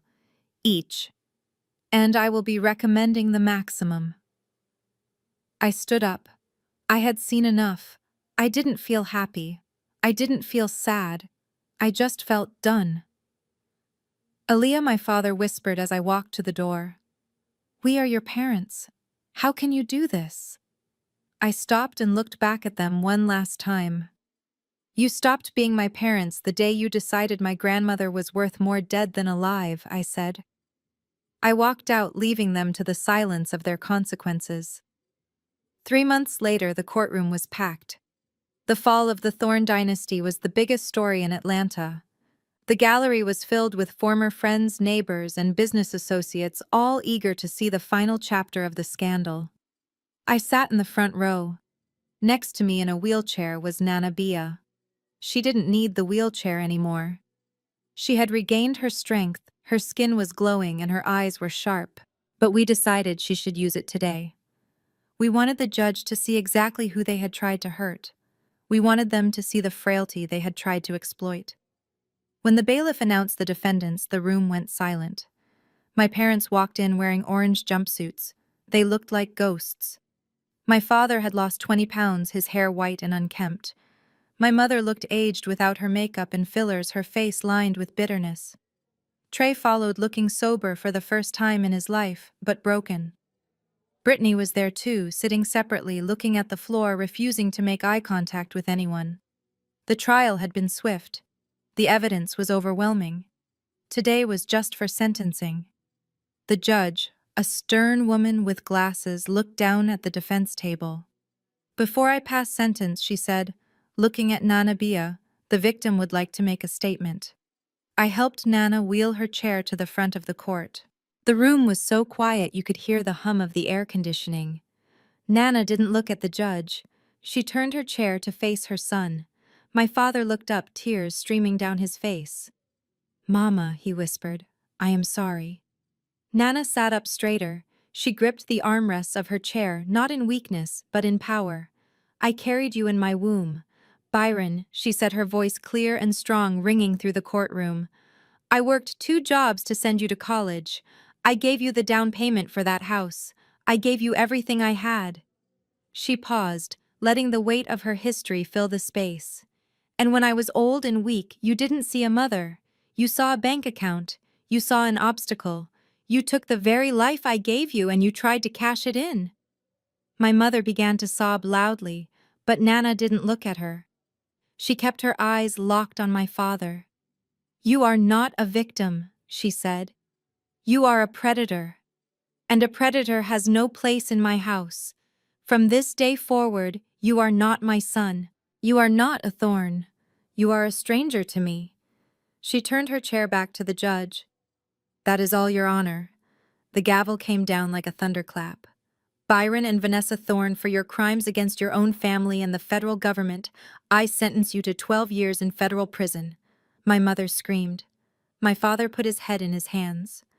"Trey Thorne," the judge continued, 5 years, and mandatory rehabilitation. "And Brittany," the judge said, looking at my sister-in-law with disdain.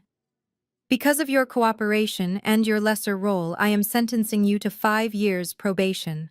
However, you are hereby ordered to leave the state of Georgia. If you return before your probation is up, you will go to prison." The guards moved in.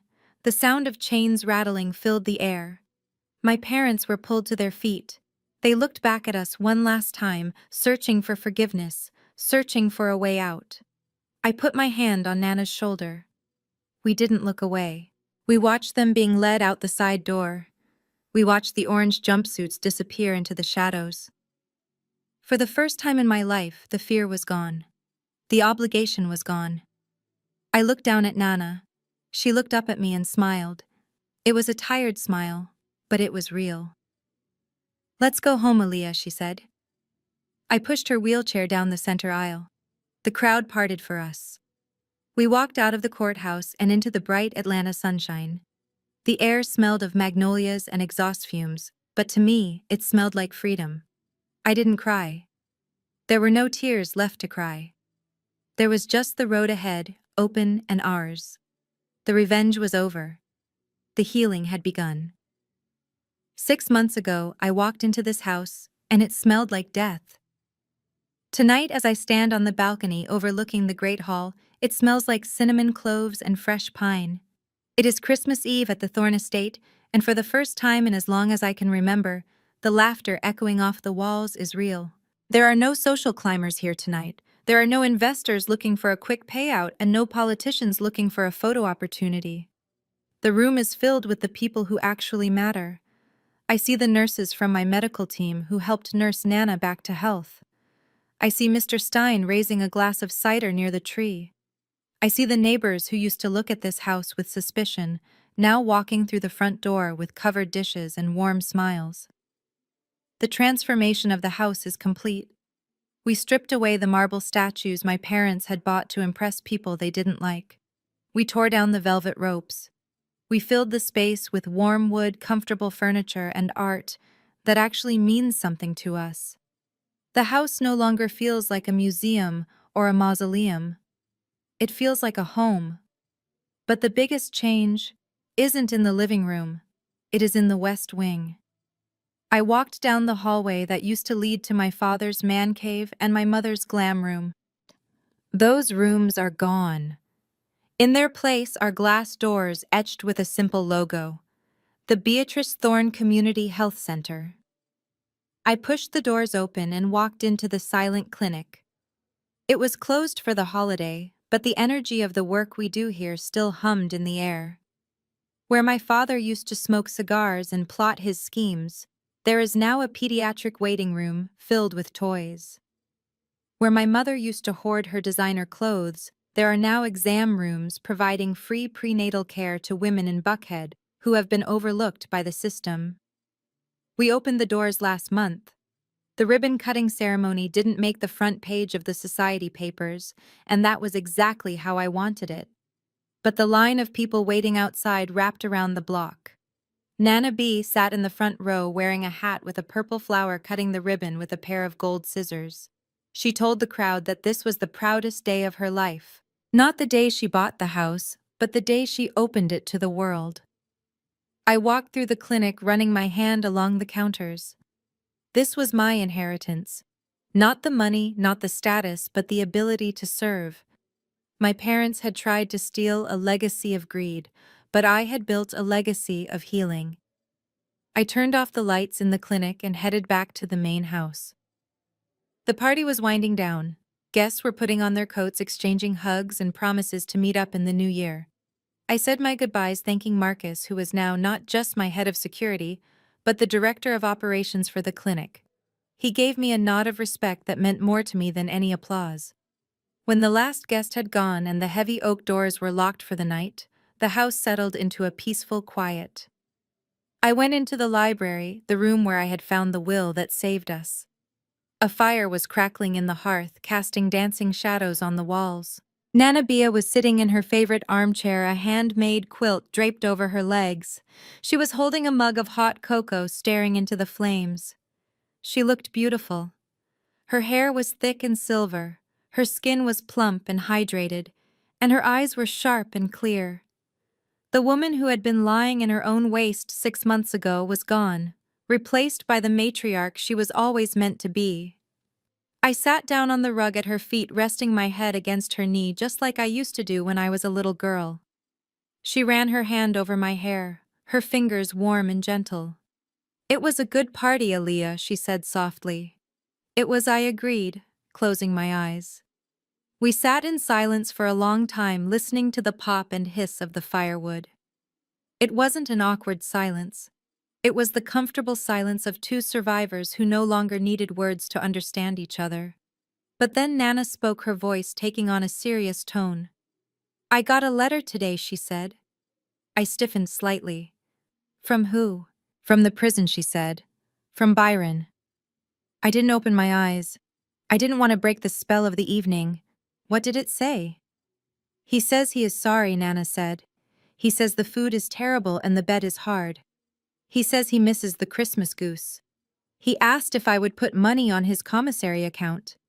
I let out a short, dry laugh. Of course he did. Even in prison he is still hustling. Nana sighed, a sound that held a lifetime of complicated love. "I didn't answer him," she said. "I burned the letter, just like you burned the past." She paused, and I felt her hand stop moving on my hair. "Aaliyah," she asked, "do you regret it?"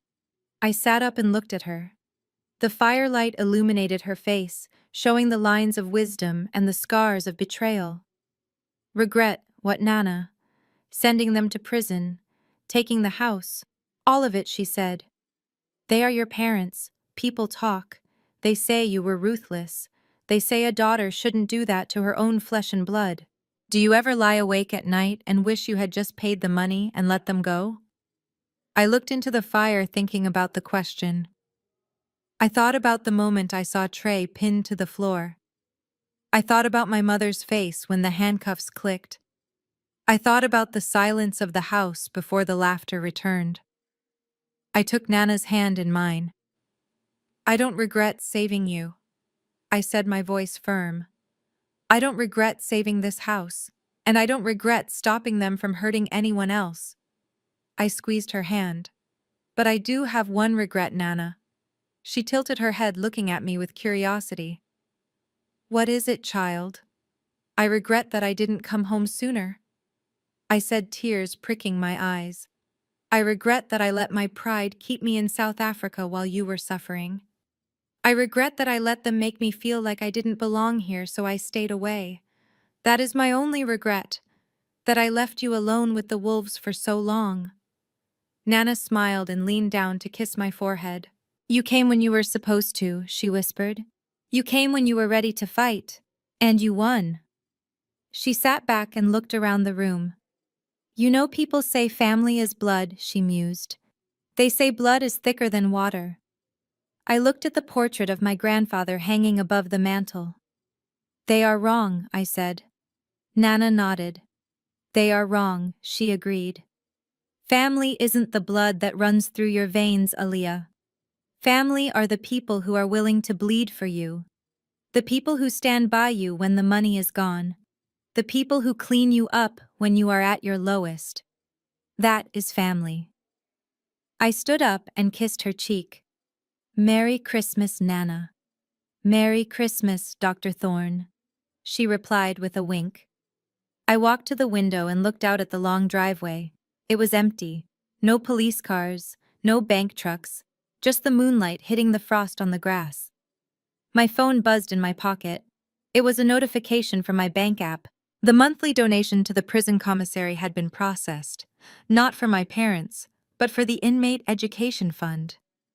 I wasn't sending my parents money for snacks. I was sending money to help people who actually wanted to change. I turned off the screen and looked at my reflection in the glass.